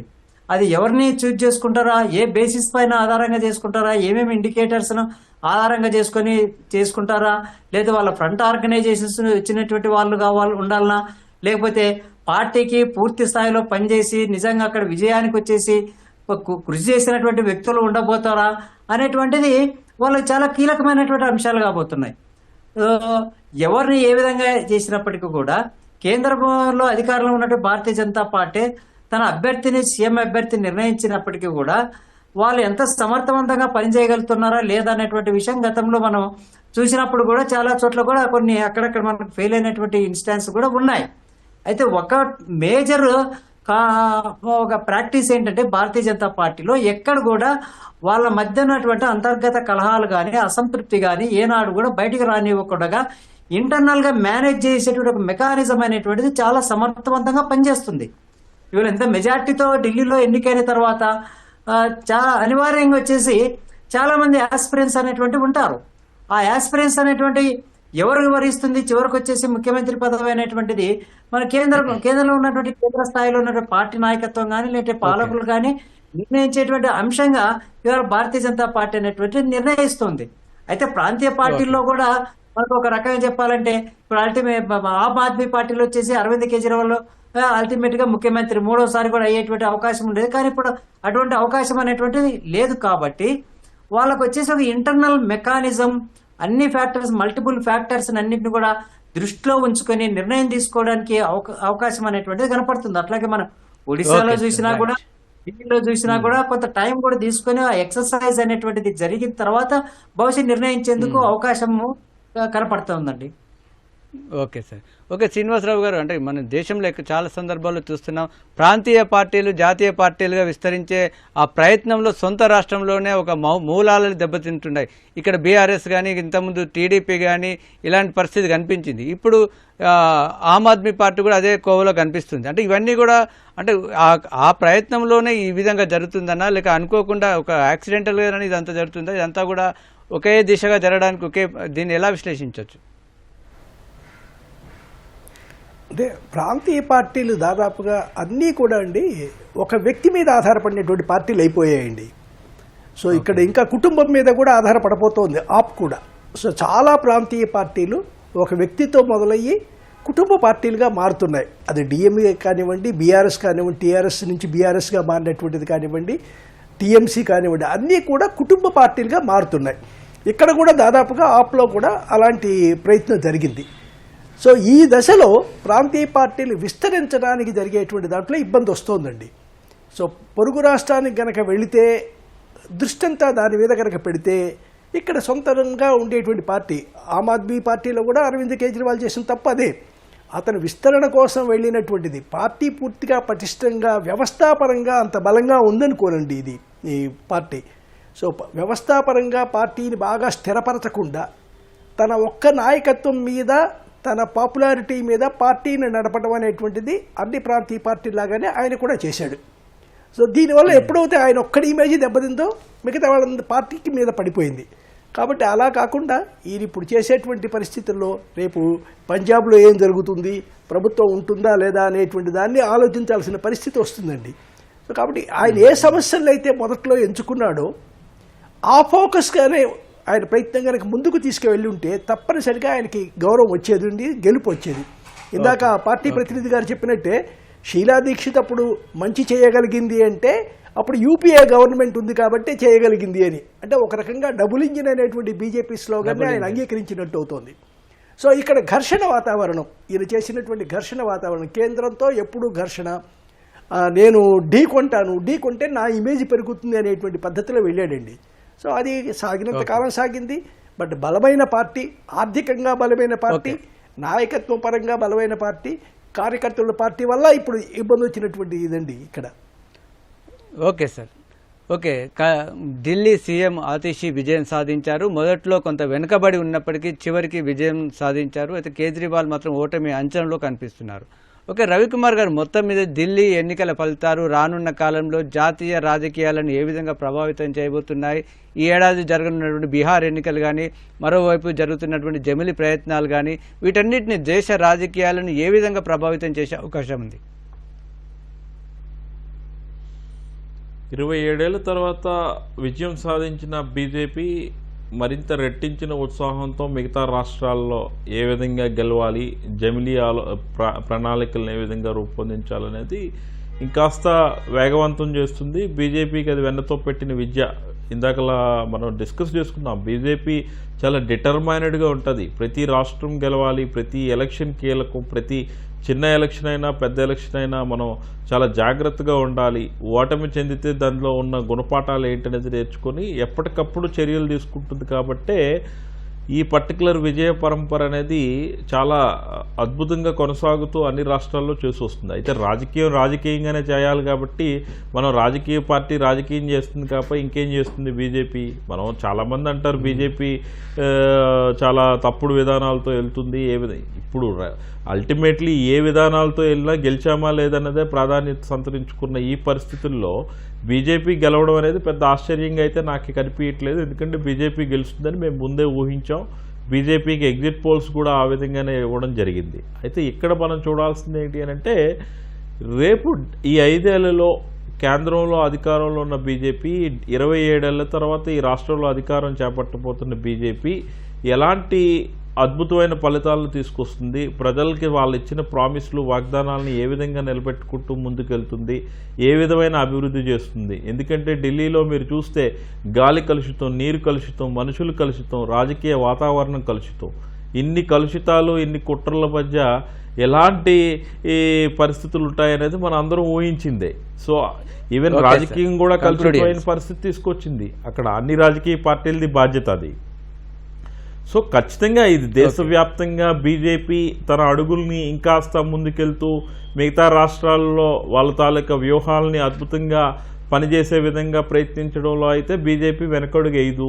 దీంతో కొన్ని గుణపాఠాలు ఉన్నాయి, కొన్ని తాలూకా నేర్చుకోవాల్సిన అంశాలు కూడా ఉన్నాయి. ఒకసారి జైలుకి వెళ్ళిన వ్యక్తి అదృష్టం కలిసి వస్తే సీఎం అయితే, జైలుకి వెళ్ళిన ప్రతి వ్యక్తి సీఎం అవుతాడనే ఏదైతే ఒక పరంపర, ఒక నినాదం ఉందో అది తప్పని తేలింది కేజ్రీవాల్ విషయంలో. చంద్రబాబు నాయుడు గారు జైలుకి వెళ్ళి ఆరోపణల మీద బయటకు వచ్చిన తర్వాత ముఖ్యమంత్రి అయ్యారు. ఇదే కేజ్రీవాల్ గారు ఎవరితో స్నేహం చేశారు? కవితతో స్నేహం చేసి లెక్కర్ స్కామ్లో ఇరుక్కొని వెళ్ళారని చెప్పి సానుభూతి పవనాలు కూడా లెక్కన చేస్తున్నారనే already social media trending start అయినాయి. సో నేను అనేది ఏంటంటే అల్టిమేట్గా 10-15 ఏళ్ల తర్వాత కేజ్రీవాల్ గారికి ఒక బ్రేక్ దొరికింది. తన లోపాలేంటి, తన తాలూకా పార్టీ విస్తరణ కార్యక్రమాల్లో జరుగుతున్న పరిస్థితులు ఏంటి, ఈ 1-2 సంవత్సరాల్లో పార్టీ ఇబ్బందుల్లో ఉన్న టైంలో కార్యకర్తలు పడిన ఇబ్బందులు ఏంటి, ఏ విధమైన ఏర్పాట్లు కూడా చేసుకోలేని పరిస్థితి వాళ్ళకు ఉంది. కాబట్టి కేజ్రీవాల్ గారు దీన్ని బ్రేక్ టైంగా తీసుకొని ఢిల్లీ కేంద్రం రాష్ట్రం వాళ్ళ చేతుల్లోనే ఉంది కాబట్టి బీజేపీ ఎలా అభివృద్ధి చేస్తుంది, ఎందుకు అభివృద్ధి చేయలేకపోతుంది అనే విధానాల మీద కేజ్రీవాల్ పోరాడడానికి చాలా మంచి అవకాశంగా చూడాలి. సో దీంతో కేజ్రీవాల్ తన స్టామినాని పెంచుకునే అవకాశం ఉంటుంది కానీ తగ్గించుకునే అవకాశం ఉండదు. వేరే కాంగ్రెస్కి వచ్చేటప్పటికి అది ఎవరికి ఆన్సర్ చెప్పుకోలేని పరిస్థితి. రేపు 2029లో 15 ఏళ్ల తర్వాత నరేంద్ర మోడీ గారి ప్రభుత్వం బీజేపీ ప్రభుత్వం మీద ఖచ్చితంగా యాంటీ ఇన్కంపెన్సీ ఉంటుంది కదా, దాన్ని వాడుకోవాలనే ప్రయత్నం చేయాలనుకునే కాంగ్రెస్ తన ఇండియా బ్లాక్లో ఉన్న కూటమి పార్టీల మధ్య సమన్వయ లోపం అనేది స్పష్టంగా కనిపిస్తూ ప్రతి రాష్ట్రంలో కూడా చతికిలు పడుతూ వస్తున్న ఈ పరిస్థితుల్లో కాంగ్రెస్ పరిస్థితి ఏంటి, కాంగ్రెస్కి డైరెక్షన్ విధానాలు ఉన్నాయా లేదనేది ప్రజల్లో ఇంకా అనుమానాలు తావివ్వడానికి ఈ ఓటమి అనేది చాలా బెస్ట్ ఎగ్జాంపుల్గా చెప్పొచ్చు. సో దీని నుండి కాంగ్రెస్ ఏం నేర్చుకున్నది అనేది మనం చూడాలి. అయితే అల్టిమేట్గా దేశ ప్రజలకి ఆయా రాష్ట్రాల ప్రజలకి ఆయా రాజకీయ పార్టీలు గెలిచిన సందర్భంలో ఇచ్చిన హామీల్ని నెరవేరుస్తున్నారా లేదా, ఆ ఎమ్మెల్యేల పనితీరేంటి, ముఖ్యమంత్రి పనితీరేంటి, ఆ పార్టీ విధానాలు ఏంటి అన్నీ కూడా ప్రజలు ఆలోచిస్తున్నారు అనేది అయితే చాలా స్పష్టంగా ఈ ఎలక్షన్ లో కనిపిస్తుంది.